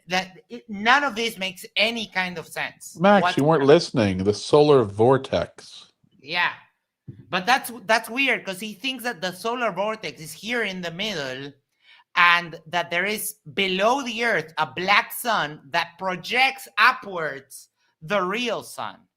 Like it's the purest nonsense you've ever heard. Dome. Now I realize that there's not. And then all the things that flat earthers would say is, oh, Elon Musk is sending these rockets up, they're hitting the dome. It's like, what are you talking about? Like, his rockets are like 30,000 feet when they're, making that, whatever, that jellyfish look or whatever that people think is hitting the dome. Like, what? That's 30,000 feet. Planes don't hit the dome. Planes fly 40,000 feet, 50,000 feet. So we know that things, we send balloons up to 100,000 feet. Why do those not hit a dome? So this is the impossible nature of a flat earther, that they'll actually, in the same breath, tell you like, oh. What the fuck? Music and OTW music and art? Yeah. I smell AI. Yeah, we're gonna know when AI really gets sentient because it's gonna go listen to some real music and then pull the plug on all that AI shit. Probably. No, but here he's playing. Okay, that's nice. Let's see what else. Oh, this is 7 months ago. This is definitely AI. I'm boycotting AI music. Yeah, that's AI. Yeah. Okay, this is also AI. This is AI. This is AI, definitely. But we taking the throne. It's for the ones who don't flinch at the truth, who vibe with the heat, not the flash or spoof. Yeah, this is AI. That says so out of this world. That's what OTW is, huh? Yes. Well, so original. We send balloons up and it's flat. Okay. And then, but there's a dome at where these rockets are hitting the dome. Well, that's at 30,000 feet, but we send balloons up to 100,000 feet, 120,000 feet. They don't hit any dome where they go through the dome. So in order to be a flat earther at this point, you have to believe in irrational nonsense, which to me is embarrassing, and it's an absolute destruction of the truth movement. And I no longer have any respect for even the truth movement, because if it was a true truth movement, then there would not be flat earthers in it. And there is. So that tells me that those people who call themselves truthers are people who want to promote their own truth. What they believe is the truth. They don't care about what actually is objective, what actually can be figured out or can be calculated. Jack Arnold says, hi. Okay, fine. Blocking Jack from my YouTube channel. Oh, I'm guilty too. I had some songs I made, 6 months ago, but I don't know. After a while, it's just, put some headphones on, throw in some Pink Floyd, and then you're gonna remember what music really is. Yep. Or you can go by my MX Triple D channel, where I made a song in about 4 hours. I'm sorry. Did you say Triple D? Triple X. M Triple XD. Sorry. I may okay, have a brain fart. Freudian slip. It doesn't. It doesn't. You can't copyright. Suno apparently has. If you pay for the pro version, they would let you use the music it generates for commercial purposes. But so far, if you use like the free version, no, because it's not your work. And I get it. Again, if you want to say I hate science and I hate education and all that, then I get that, and I'll be on your team. We'll do that. We'll do that together. But what we can't say is go around saying scientifically the Earth is flat, because somebody should slap us across the face and say no, it's not. It's not flat. It's a sphere. Now, again, is it flat as far as we build things? Absolutely. You don't ever need to build a canal, build a bridge, build a baseball field, football field. You'll never need to know the curvature of the Earth. It's not. Oh no! Right. I see Spin. You're being stalked. I know. Megan just told me. Yes. He's in timeout. He knows. We've come to mutual understanding that he's. Is that Epstein? No, it's Cece. I think Cece's gonna fuck that tree. He's making out with the tree. Yes. Yeah, he's sad, but he'll be. There's fine. a lot of wood in that picture. Yes. Hey, but what about just like I'm going to pop in here and say, well, if the Earth is supposed to be rotating at 1,000 miles an hour, okay, how can Here you we count? Because go. if you have anything rotate in your visible view at 1,000 miles an hour, whatever's on there, whether it be a tire or something turning, it's going to expand outward. The centrifugal force is going to make the whole. Kango 44 for $5 New Zealand dollars. I could post my Eurorock DAW-less creations. It's sort of music. I will get behind that. The only reason why I don't have like actual gear is because down here they cost an arm and a leg. A simple drum machine is like $500, and it's a lot of money. But yeah, I do have the Ableton Push 2, and that cost me $1,200, and I had to save for a long time to actually buy it. But yeah, if you want to post it, go right ahead. Do you have mod? No. Oh, well, I'll fix that. Kango, send a regular chat, please. Whole thing is going to expand outwards. So how does water stay on a spinning ball? And you're going to tell me, oh, it's gravity. But then, you're telling me that the gravity is compensating for the centrifugal force pushing outwards? Can I show you something? Yes. Yes. Yeah, it is. Absolutely. Because, 1 second. It's a fraction of it. At the equator, the centrifugal force is 0.3 the force of gravity. 0.3%. That's it. That sounds right.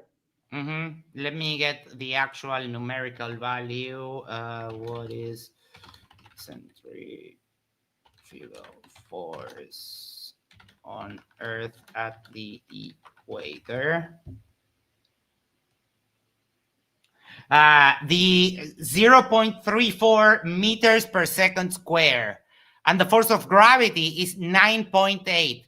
So the analogy would be you put a box, and on the left you put a toddler pushing, and on the right you put like a heavyweight lifter.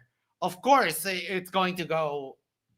The weightlifter is going to push harder, but it's baffling that they don't understand that. It's a very small force because the Earth spins once a day. It's not that fast. To give you an idea, the Earth spins at 0.00064 RPMs, revolutions per minute, and that vinyl deck that I have there spins at 33 1/3 and 45 RPMs. That is so much faster. And the disc doesn't fly out of the deck, even at that speed. So this, oh wait, you can't see this. I'm just gonna share one other thing. So here's our problem: is that when we hear 1,000, I was by the way, I always say that 1,000 miles per hour, 1,000 miles per hour, because it sounds. Yeah. They changed the standard on how they can weigh gold and precious metals, right? Because of the fact that because of the fact that it weighs more at the equator or less at the equator than it does going towards the poles. As you get towards the poles, it weighs more. And so they use, I guess they just use the mass in the grams. They use the mass. Yeah, they use masses in the scale that compares masses. Right. That way you're not dependent on the acceleration. Insane. But things are relative. Yeah, but things are relative. And Critical Think actually proved that in Antarctica itself. he did the weight measurements that had never been done before in Antarctica to confirm that there's a lower gravity acceleration there. I didn't realize that's actually an allergy. Flat earthers have this allergy to measurements with weights when it comes to different latitudes.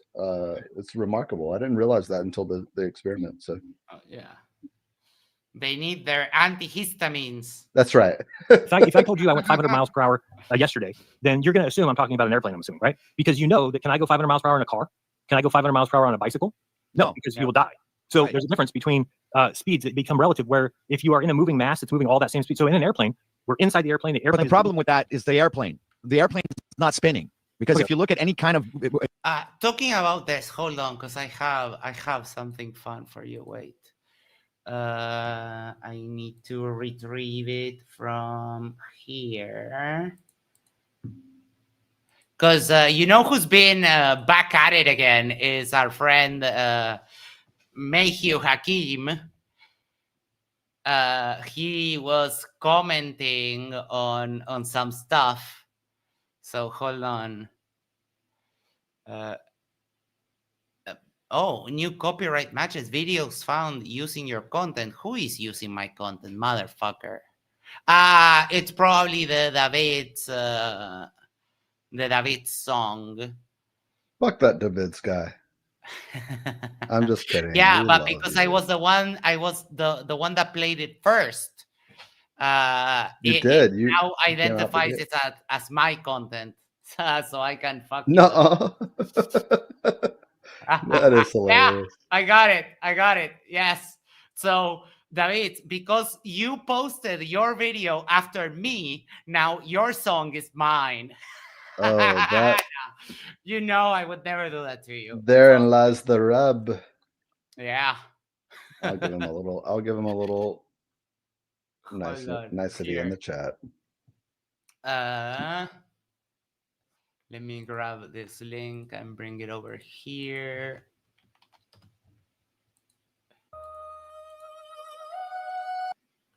And Matthew, it's funny that he thinks that he can beat me at this. It's so hilarious. Let me make it bigger. All right. That's funny how your example of a helicopter taking off from an aircraft carrier, by your logic, if someone is in a convertible with the top down going fast on a freeway, they could throw a ping pong ball in the air and it should fall back down on their hand. That's hilarious, Max. You amuse me. It's funny that he has to bring up like a ping pong ball that weighs almost nothing. Why don't you throw a ball of lead and see? You will do that and it will come back in your hand. Oh, wait. I can dismiss that. It's the pamphlet maker. Yeah, it's a pamphlet maker. Yeah, I told him also, ping pong balls don't have propulsion. The correct analogy is throwing a ball up in a plane. It's funny how you literally have no clue. Oh, and a reminder, you're scared to debate me, so who cares about your uninformed opinion? So the helicopter keeps pace with the aircraft carrier because of propulsion. No, conservation of momentum, doofus. Now, instead of throwing the ping pong ball inside the plane, try it on top of the plane as it flies. There's an E missing there, but okay. I gave him 2 examples here of this. And then of this. It's a cart that is going 30 kilometers per hour in that direction. And then they built a rig that is basically a chair with a launcher that they can set the speed to. And here they set it to 30 kilometers per hour and they launch the guy and the guy stays. It counteracts the forward velocity perfectly. So he stays in the same place. Man, I love that. It reminds me of the, I wonder if it's the same guys that they did the trampoline where it was showing the conservation of momentum where they were bouncing in a semi and they were doing backflips and like aerobatics. Yeah, that one right there. I think it's the same guys, right? I don't know. I mean, they're wearing the red sweater. The guy was wearing the red sweater and the black pants. That's why it made me think of it. Yeah, I love this one. Yeah, they're pretty cool. Yeah, it's a great Perfect demonstration. demonstration. Yep. And then I gave him that. You never considered that the Earth was not moving. That's why your logic is incomplete. Dumbass. Absolute dumbass. You don't have anything, just misunderstandings. Wind moving in different locations at different speeds prove the Earth is not moving.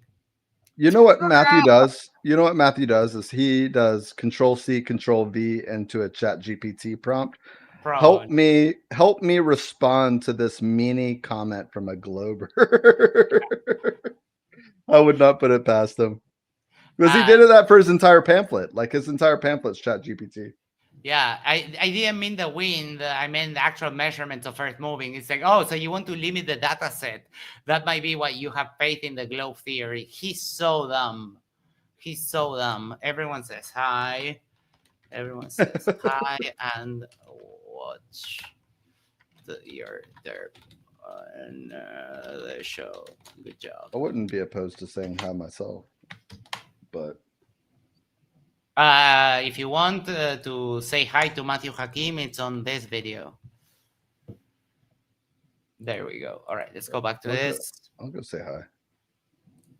A spinning object in any way, shape, or form. If you look at physics, every single object that spins expands, especially when it's at like if you're bringing it to 1,000 miles an hour. So the plane has no relevance in this. No, I mean, spin a ball of titanium. It's not going to expand. You dumbass. If the structure is like loose, but if you spin a metal, it won't have. How do you think those Drummels that? Why don't you think that they? Why do you think that they don't expand? Is MDD still willing to do flat Earth debates? I mean, if you actually take it all armed, maybe. But I did ask James. Sorry, I did ask James that if he could set up a flat Earth debate between me and Matthew Hakim, and he said it will have to be a 2v2, but he couldn't get anyone else besides Matthew Hakim, so it ended up not happening. There actually are professionals who juggle on the wings of biplanes, so that should satisfy the juggle on top of an airplane too. Oh, I'll look that up. Jack, how you doing, man? You still there? Just checking in. I think he said I'll be right back or something. He's tending to the smoke detectors. It's fine. Yeah, he's lighting small fires in his house. The smoke detector chirp. Oh shit! Because it's not spinning. Okay, well, I lost this. Where am I going here? This one. Okay, so see this right here. Now I want you to understand this. So if we were out in space right now, let's say we went out here and we're looking at the Earth like this. This is how fast. Oh, here's another flavor of derp. C. Nalke says accelerometers show the Earth is rising at 1G. This is demonstrable. Oh boy, hold on 1 second. I'll put myself on this screen. Physics toolbox, G-force and vector. Do you see the vector there? I love this app, by the way. I downloaded it the second that I think you might have told me about it. Yeah, I got it from Toon. Oh, we got Jack back. But this shows that the vector is down. It doesn't show it's up. And if I go, for example, like this, the vector changes.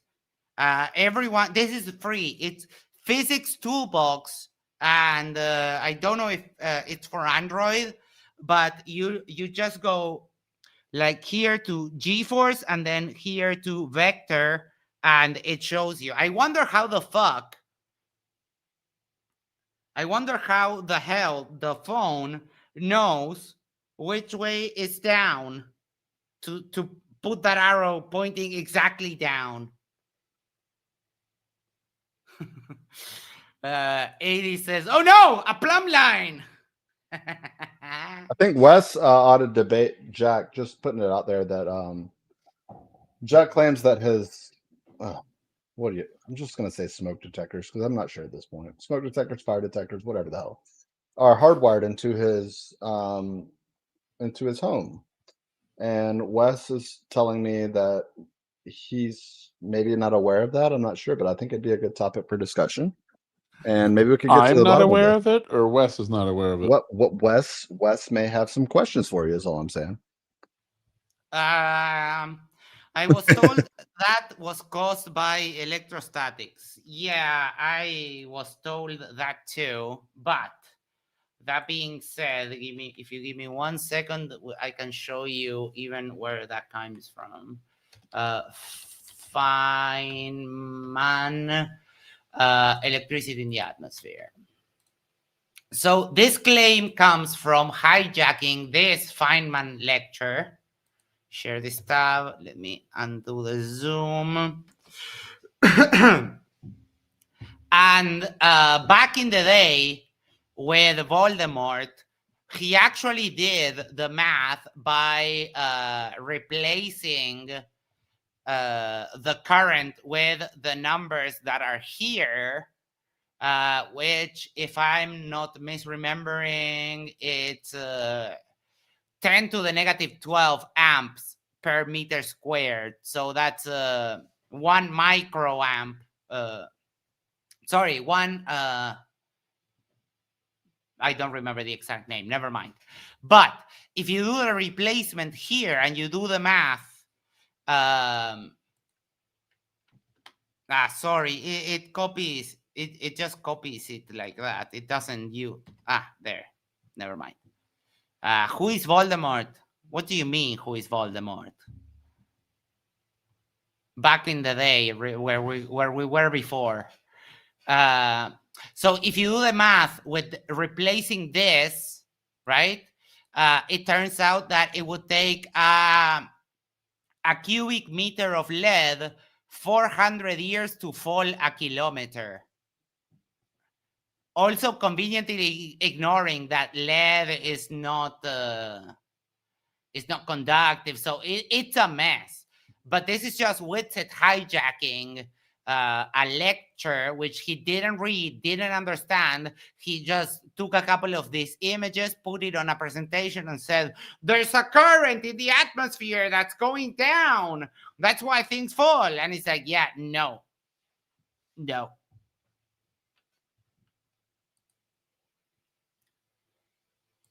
All right, we'll keep going until 1:30 because it's already late. I have to work tomorrow. So it would be spinning. Do you understand that? 1,000 miles per hour to the Earth is so minuscule to us out here that we wouldn't even see it spinning. Because hold something up right now. Hold something that you have in your office, or hold something up on your desk. Wesley says, Flair from Discord cited those papers tonight. Thanks, this is great. I got you. It up, and I want you to turn that around once a day. Oh, wait. And to add insult to injury, you can also do this. You can also do this and share this to them, because they're actually cherry picking, because if they reference those images, they're referencing that Feynman lecture. And if they're referencing that Feynman lecture, means that Feynman is a source that they would accept. And what do you know? Feynman has another lecture on gravity. So let's see them get their way out of that. So I'll share that to you also. I'll share that link. Save them, and you can make many flirts cry with all of this. You know what I love most is the Feynman lecture where it's how we do science. Toon will share it out pretty regularly on his prefacing whatever debate he's getting into, and that's exactly how we do science. And all of the pseudoscientists, aka flat earthers, they hate that because it just doesn't make them feel nice and cozy, and that's just how science works. It really is. And speaking of Feynman, give me a sec. Because I got something. You remember after TFE, they started their new thing was arguing whether or not it was an experiment or not, and how science. I mean, this was the biggest. I thought. I mean, this is where we're going now for 2 months. Yep. Mm-hmm. I mean, they really were stretching it. Well, we started with Vapegate, right? For like at least a week and a half. And like that was fucking stupid. If I can be as frank as possible. Like, come on, get a fucking argument, bro. Like Flatzoid, come on, dude. You pretend to be a flat earther? I mean, I'm sorry, dude. It's gonna come out with Vapegate. I'm just not buying his shit anymore. This is the video of that lecture that because all of these lectures are on that website, and then they're also filmed. So I did a screen grab and by a very, very fine quartz fiber, a rod with 2 balls. And then put 2 large lead balls in the positions indicated here next to it on the side. Then because of the attraction of the balls, there would be a slight twist of the fiber.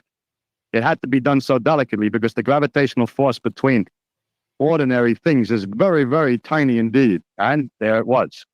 And it was possible then to measure the force between these 2 balls. Cavendish called his experiment weighing the Earth. We're pedantic and careful today. We wouldn't let our students say that. We would have to say they're measuring the mass of the Earth, But the reason he said that is the following. By a direct experiment, he was able to measure the force and the 2 masses and the distance and thus determine the gravitational constant.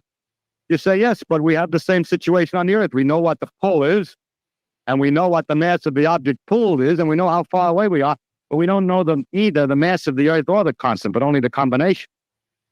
So by measuring the constant and knowing the facts about the pull of the Earth, the mass of the Earth could be determined. So indirectly, this experiment was the first determination of how heavy or how massive is the ball on which we stand.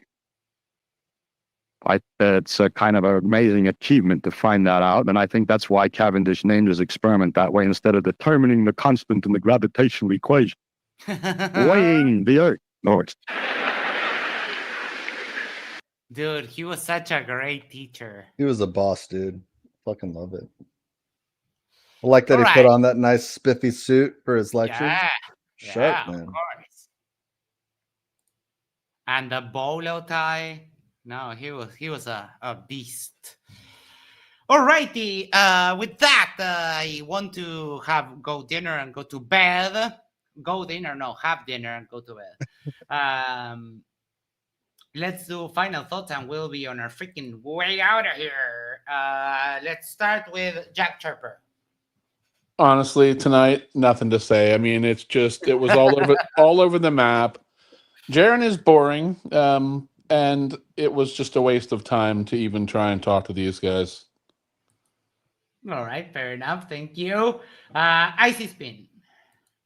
I didn't gather a lot of the content from their arguments. It was left on that one graphic the whole time, but I mean, it was a long debate. What was it, 4.5 hours or something crazy? Yes.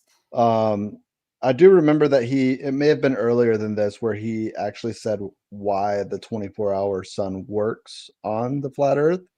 And that was remarkable. And the fact that they could even go on beyond that, which I felt like was kind of a nail in the coffin, because Jeran explained to him how something as simple as knowing where the South Pole is, you can determine yourself by where the sun sets or where the sun maintains its 15 degrees above the horizon or whatever it is in the sky, and you're at the South Pole. It's things like that just blow my mind consistently, that flat earthers can't understand just geometry, right? They can't just kind of think in 3D for a moment and model it in their mind and try to come up with an alternative explanation.